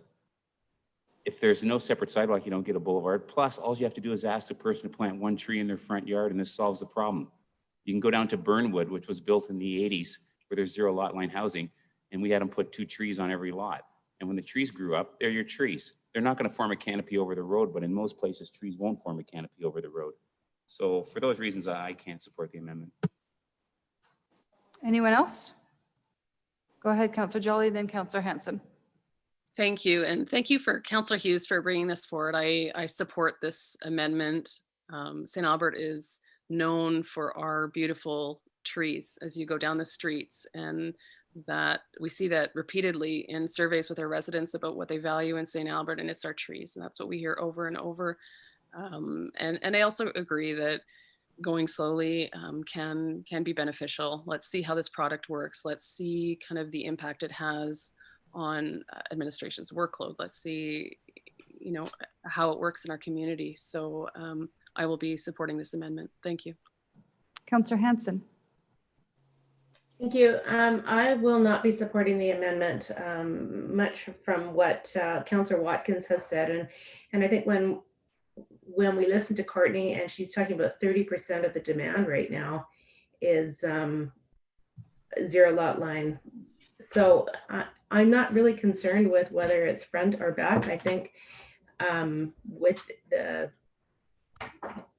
ability to have a park in front, it opens up some room there. And I think that as Councillor Watkins says, this is a slow moving target. At the beginning of our term, we talked about embracing diversity.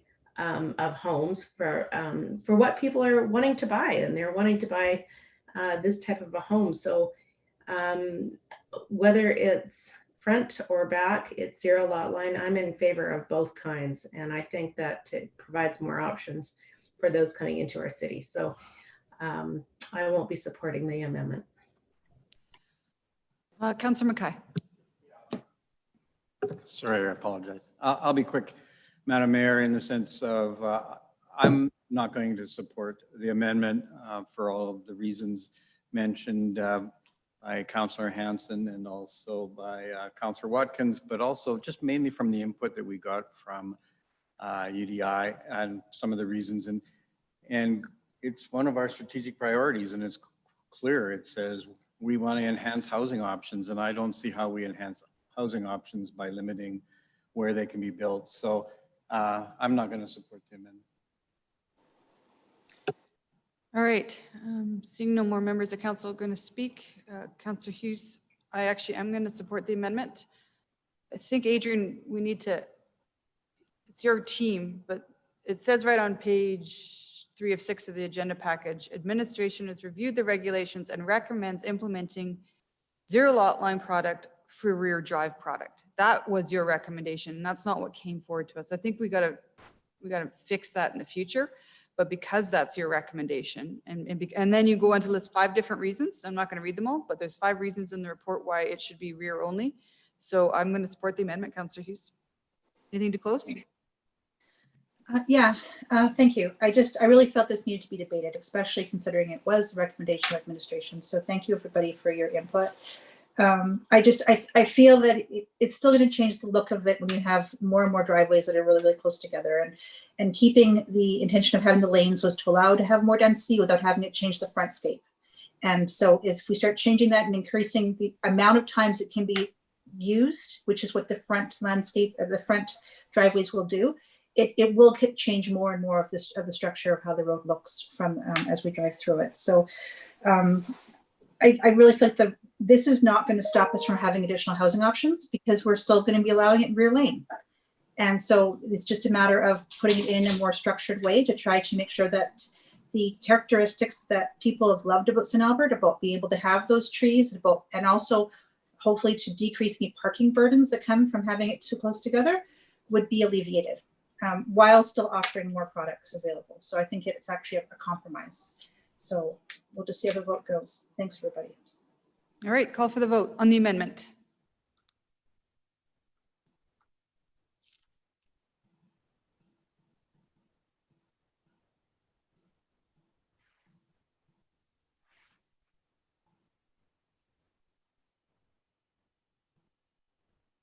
Voting's closed. That motion fails with Mayor Herron. Oh, I can hold on. Mayor Herron and Councillor Hughes in favor, Councillor Broadhead, Councillor Hanson, Mackay, and Watkins against. So we're back to the original motion. Did I say it wrong? Oh, because she's not on here. Yeah, but I assumed, yeah, sorry, Councillor Jolly, on the Granicus, there's only 6 people. So you were in favor, I assume. Okay. All right, back to the original motion. Who made the original motion? Wes did, thank you. Dear Madam Mayor. Go ahead. Anything else on second reading, Councillor Broadhead? No, I was glad for the debate. I didn't speak to why I opposed the amendment, simply because I made the original motion. My question that I was going to ask was, if not the administrative amendment, then why the recommendation that got put forward? And I heard loud and clear that it was the Development Institute and the development industry that actually wanted this particular build form in St. Albert, one that we anticipated coming to our community. And they wanted this particular build form and the options that it provided that gave the maximum flexibility for them to introduce this kind of housing to St. Albert. And that's why I support the original recommendation here, and why I did not support the amendment. All right, anyone else on second reading? Seeing no one else, I'm going to call for the vote.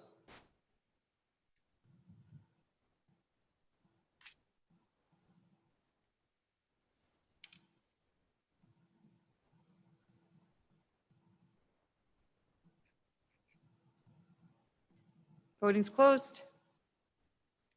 And that one passes by majority with just Councillor Jolly against. Councillor Broadhead, third reading. Thank you, Madam Mayor. That bylaw 33/2020 be read a third time. All right, anything else? Nothing Oh, further. go ahead, Madam- Councillor Watkins. Yeah, I just want to say on the third reading, I think this is a good bylaw. As I said, they've been building this for years. We did hear once again that they could build semi-detached here and the streetscape is going to have more concrete and less trees than the zero lot line housing. And we also heard about 30% of the housing being built is zero lot line. And the idea about more work for staff and extra costs associated with putting extra stuff on the side is a red herring, because what you're dealing with here is people's last dollars. They're not looking to add costs to their house. They're looking to find ways to reduce costs to their housing. So they're not looking to add 3 windows onto the side of their house. They're trying to find the cheapest single. So these ideas about adding all these additional costs to try to put houses closer together is a red herring. Usually what it is, it's an extra layer of gypsum or an extra layer of drywall on that side in most cases, and the restrictions of no openings. So I'm glad that we're moving ahead on this. The fears about this changing the streetscape of all of St. Albert are unfounded. We only have 2 or 3 blocks of this. We've heard there's very small pieces of it. I looked at the land use bylaw and I looked at the zoning map and saw just how much RX and RXL there is currently zoned in the city of St. Albert, and it's a very, very small amount. So I feel pretty confident in voting on this, and I'm glad we're moving forward with it. All right, anyone else on third reading? Councillor Broadhead, anything to close? Nothing further, Madam Mayor. All right, I will call for the vote.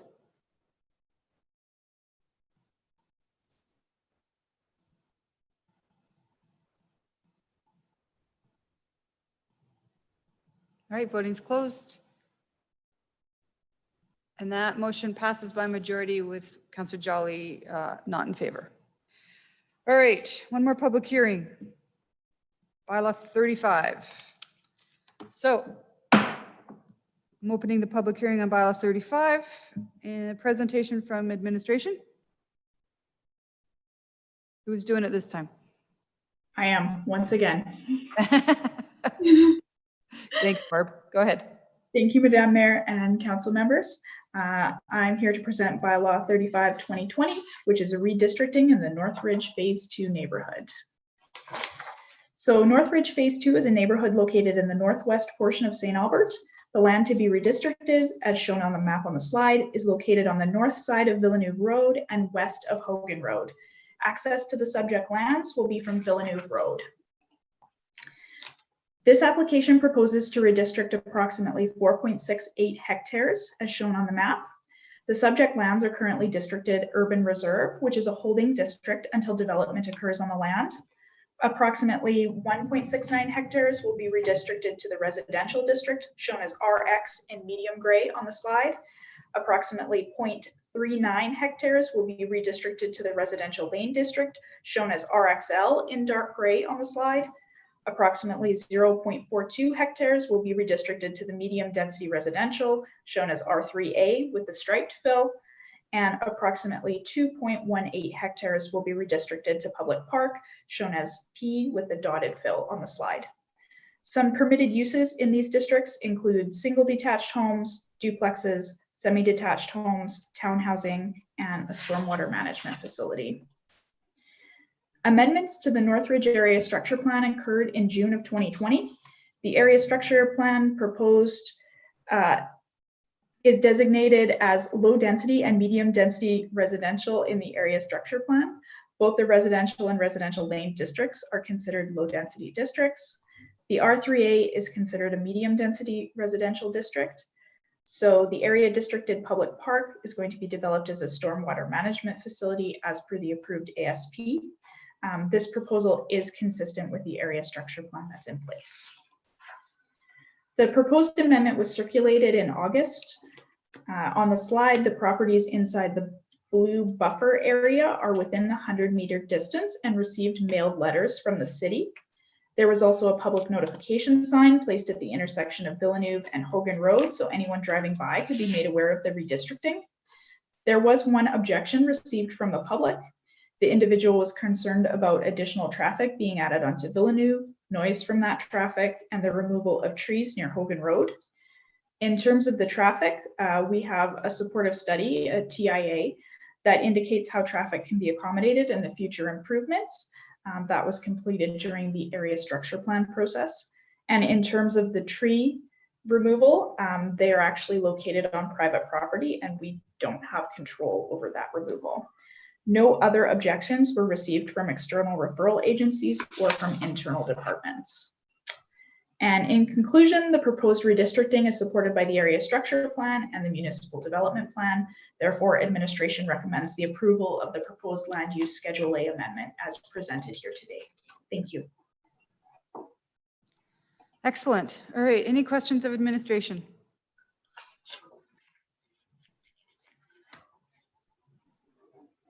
This is going to be an easy one, it looks like. Okay, seeing no questions of administration, I'm going to go to Courtney Jensen is registered to speak. I assume you're actually representing Strata right now. Yes, and actually on this one, Bladen is, I don't even know if we're going to do a presentation, but I am here this time just for questions because you already got to hear from me. Okay, and Bladen, do you have a presentation? No presentation, just like to express that we're excited to bring forward this stage one. It's the first neighborhood to come forward with 40 units per hectare in accordance with the EMRB guidelines. And we were waiting to submit this subdivision for this application for the previous bylaw to go through. So to determine what the lot sizes might be and what type of lots would go in here. So it'll be a good mix. So if we defeated bylaw 33, would you have still gone forward? Yes. Yeah. It would have been all duplexes, but yes. Yeah. Okay, any questions for either Courtney or Bladen? Seeing none. All right. Go ahead, Councillor Jolly. I just move that the public hearing on bylaw 35, 2020 be closed. All right, that was easy. Has everyone exhausted all their questions of administration and our proponent? Seeing so, I will accept your motion, Councillor Jolly. Call for the vote.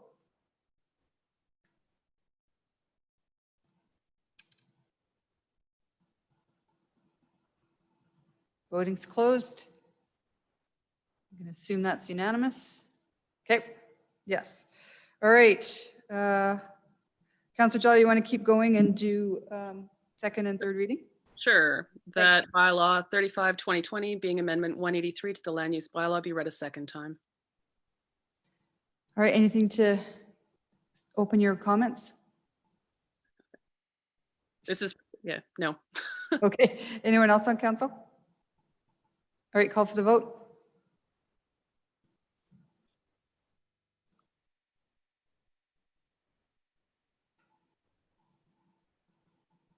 Voting's closed. And that passes unanimously. Third reading. That bylaw 35, 2020 be read a third time. Thank you. Anything else? Any other members of council? Oh, go ahead, Councillor Mackay. I just want to make sure that we recognize something that maybe slipped by us in relation to Mr. Dibden's comments. And this is one of the very first areas where we actually meet the density targets put on us by the Edmonton Metro Region Board. And I just further in relation to some of the previous motions that were passed tonight is actually, I have to recognize we've moved a significant way forward on one of our major strategic priorities. So we were all advocating for improving or finding that missing middle and enhancing housing options within our community. And by approving the previous motions and approving this redistricting, we've accomplished that. So thank you, Strata. Thank you, Courtney and UDI. Thank you, Bladen, for your And I look forward to seeing some, I guess, construction starting soon. Starting whenever, I guess, in the spring, I guess. Thanks. Good points, Councillor Mackay. I would agree. We've moved in 3 years. It's taken 3 years, but we've moved the needle quite a bit since last term on the seeking of a more affordable market offering in St. Albert. Anything to close, Councillor Jolly? Okay, call for the vote.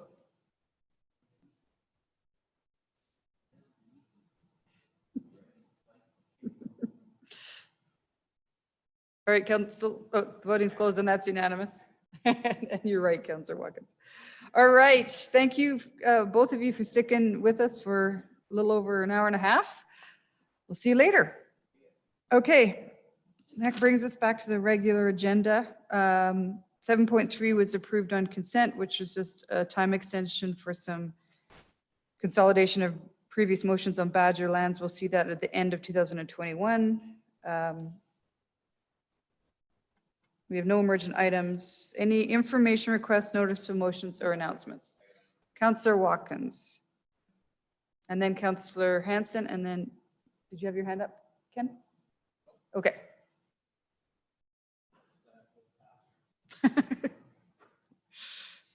Go ahead.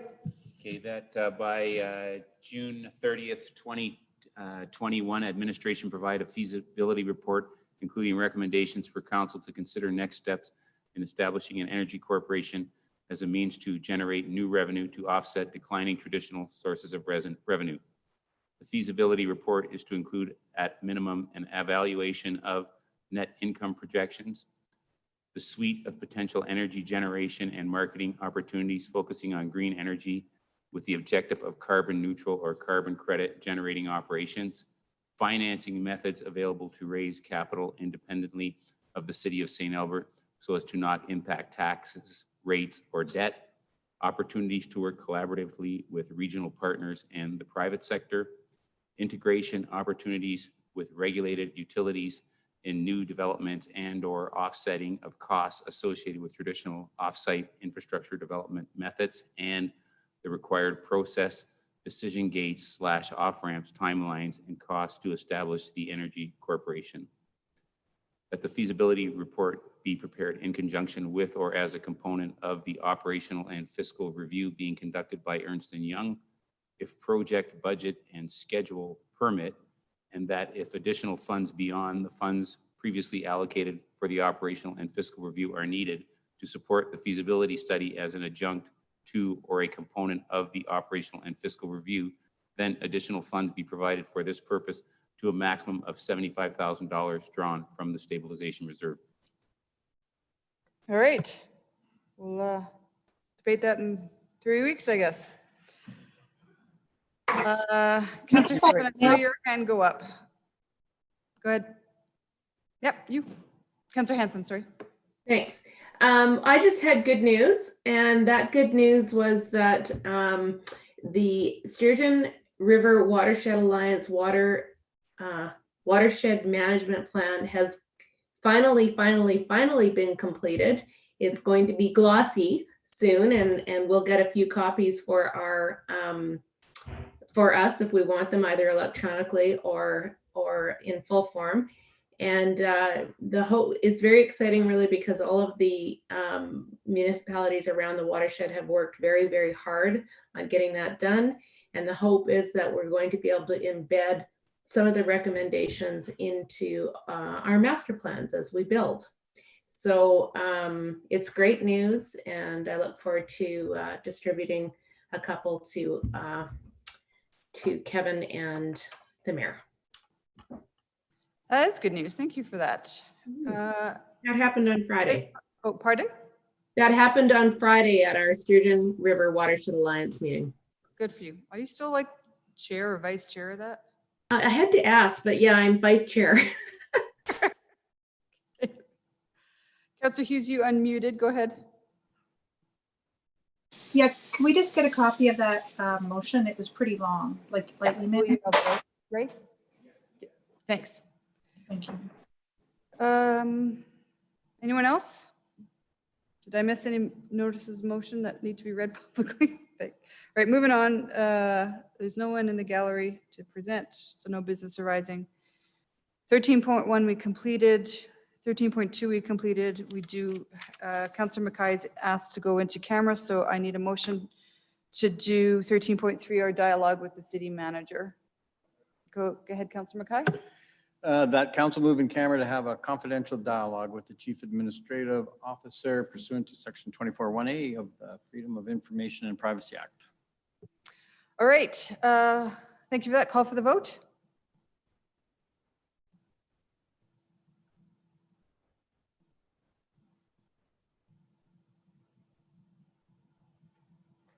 Voting is closed and that passes unanimously. All right, can I have the host back?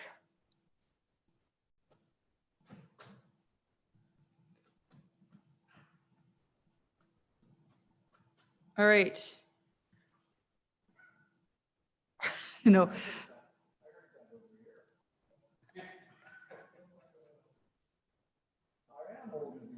Oh, you guys have already set up? Okay, I'm opening the rooms. We'll see you guys in the breakout room for in camera. See ya.